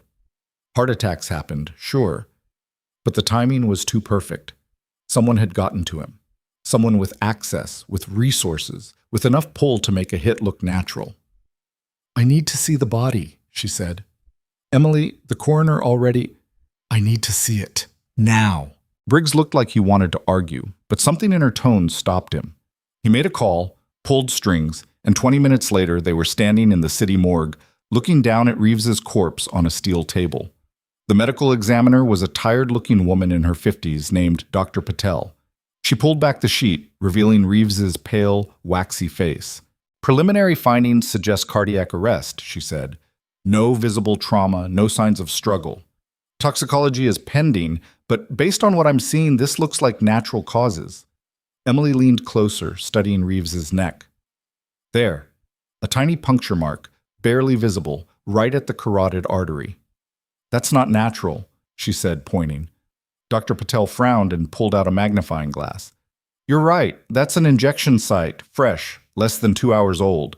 Can you tell what was injected? Not without a full tox screen, but if I had to guess, potassium chloride. Causes immediate cardiac arrest, dissipates quickly in the bloodstream. Hard to detect unless you're specifically looking for it. The same thing Voss had tried to use on Hale. Emily's pulse quickened. Who had access to him in the transport van? Briggs pulled out his phone, scrolling through logs. 2 agents, Jackson and Rivera. Both veteran personnel, clean records. Check them anyway.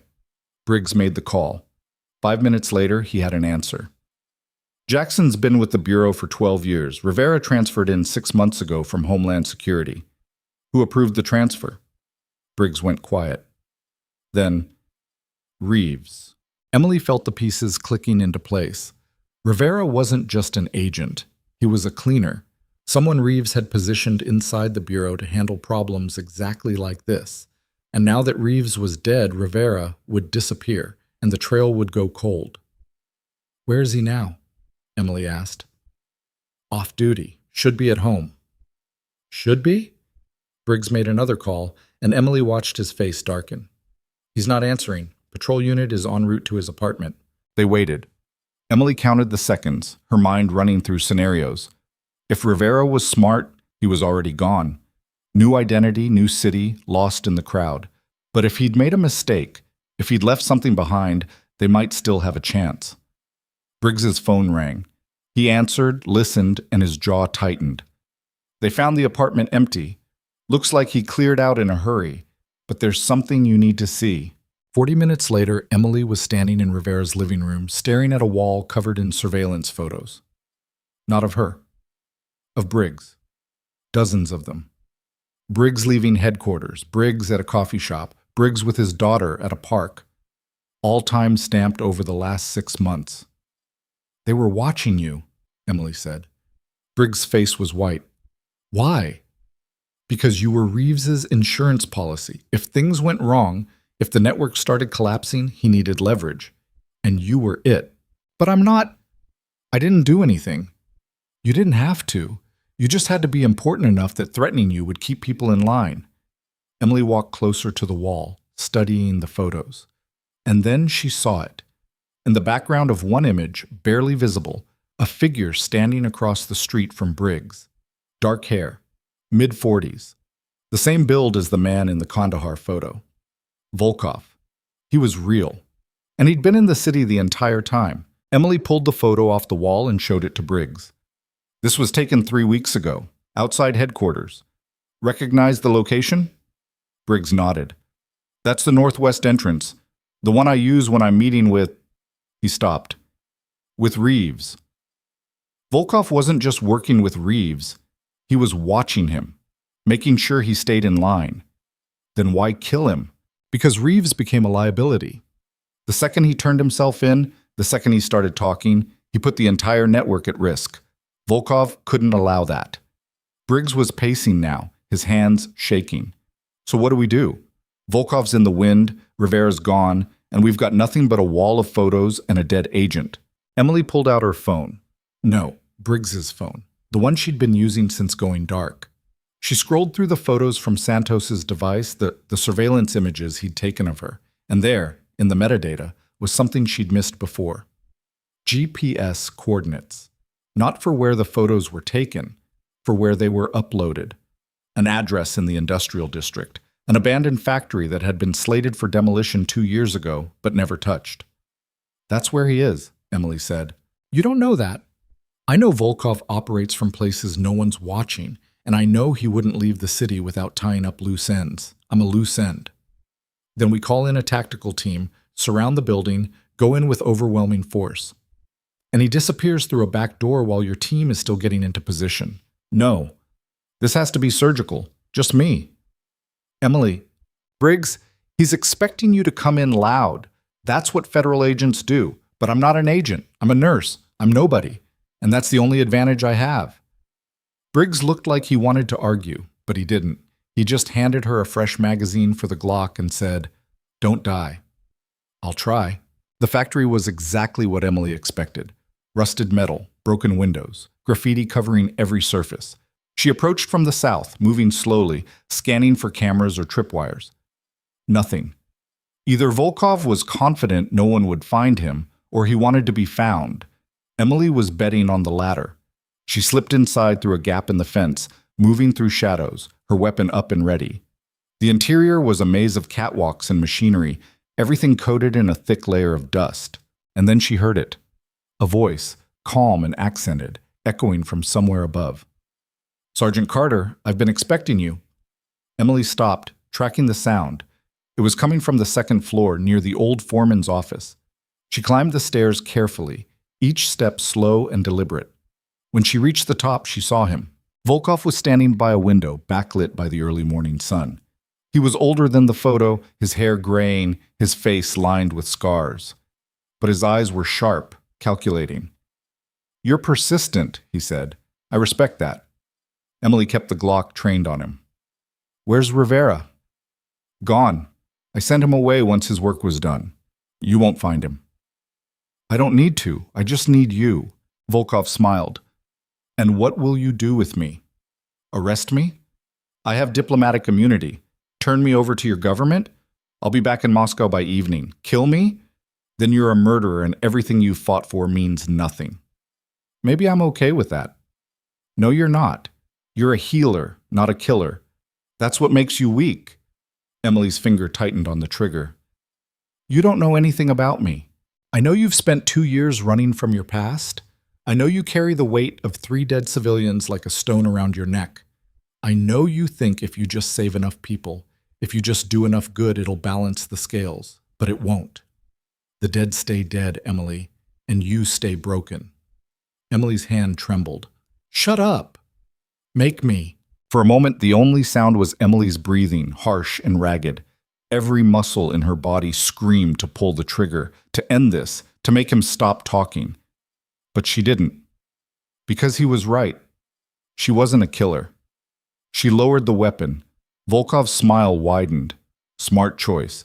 Now, if you'll excuse me, I have a plane to catch. He turned toward the door. And that's when Emily heard the footsteps behind her. She spun, weapon up, and found herself face to face with Captain Briggs and a full tactical team, weapons trained on Volkov. "You're not going anywhere," Briggs said. Volkov's expression didn't change. "I told you. Diplomatic immunity." "Not anymore." Briggs held up a tablet showing an official document. "Your government just revoked it. Apparently you've become an embarrassment. They're disavowing all knowledge of your operations, effective immediately." For the first time, Volkov's composure cracked. "That's impossible." "It's done. You're being extradited to face charges in 6 countries, and you're going to spend the rest of your life in a cell." Volkov looked at Emily, something like respect in his eyes. "You did this." "No," Emily said. "You did this. You built a network on lies and fear, and it collapsed the second people stopped being afraid." 2 agents moved in and cuffed him. Volkov didn't resist. As they led him away, he looked back at Emily one last time. "You're still broken," he said. "Yeah," Emily replied. "But I'm working on it." 3 weeks later, Emily stood outside Northbridge Medical Center, watching the sunrise break over the city. The hospital looked different in the morning light, cleaner, less threatening. She'd come back to collect her things, to officially resign, to close that chapter of her life. But when she walked inside, she found Diane waiting at the nurse's station. "I heard you were coming in," Diane said. "Thought I'd say goodbye." Emily managed a small smile. "I'm not good at goodbyes." "Me neither, but you deserve one." Diane pulled out a folder. "This came for you, from administration." Emily opened it. Inside was a letter signed by the new hospital administrator, Voss's replacement. It was a formal apology for her wrongful termination, a request for her to return to staff, and an offer to serve as head of emergency trauma services. Emily stared at the letter, not quite believing what she was reading. "They're also offering back pay," Diane said, "and a full benefits package, and a public acknowledgement of what you did that night. Turns out saving a federal operative and exposing a criminal network looks pretty good on a hospital's resume." Emily folded the letter carefully. "I don't know if I can come back." "I know, but the offer's there. If you change your mind." Emily looked around the ER, at the beds and monitors, at the organized chaos she'd once found comforting. It could be that again? Maybe. If she let it. "I'll think about it," she said. She walked out into the parking lot where Briggs was waiting beside his car. He'd been reinstated, promoted even, put in charge of dismantling what was left of Cross's network. He had his hands full. "You okay?" he asked. "Getting there." "What are you going to do now?" Emily looked up at the sky, at the clouds drifting past. "I don't know. Maybe take some time, figure out who I am when I'm not running." "That sounds healthy." "It sounds terrifying." Briggs smiled. "You'll figure it out. You always do." Emily started to walk away, then stopped. "Briggs? Thanks for believing me, for having my back." "Anytime, Carter." She got into her car, a beat-up sedan she'd bought with cash 3 years ago, and drove. Not home, not anywhere specific, just drove. 6 months later, Emily Carter stood in front of a classroom at the Federal Law Enforcement Training Center, looking out at 25 recruits who were trying very hard to look like they weren't intimidated. "My name is Emily Carter," she said, "and I'm here to teach you how to stay alive when everything goes wrong." She clicked to the first slide.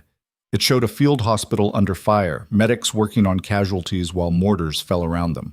Combat medicine isn't about being perfect. It's about making the best choice you can with the information you have, in the time you have, knowing you might be wrong. People will die. Some of them because you made a mistake. And you'll have to live with that. One of the recruits raised a hand. "How do you live with it?" Emily was quiet for a moment. Then she said, "You don't. Not at first.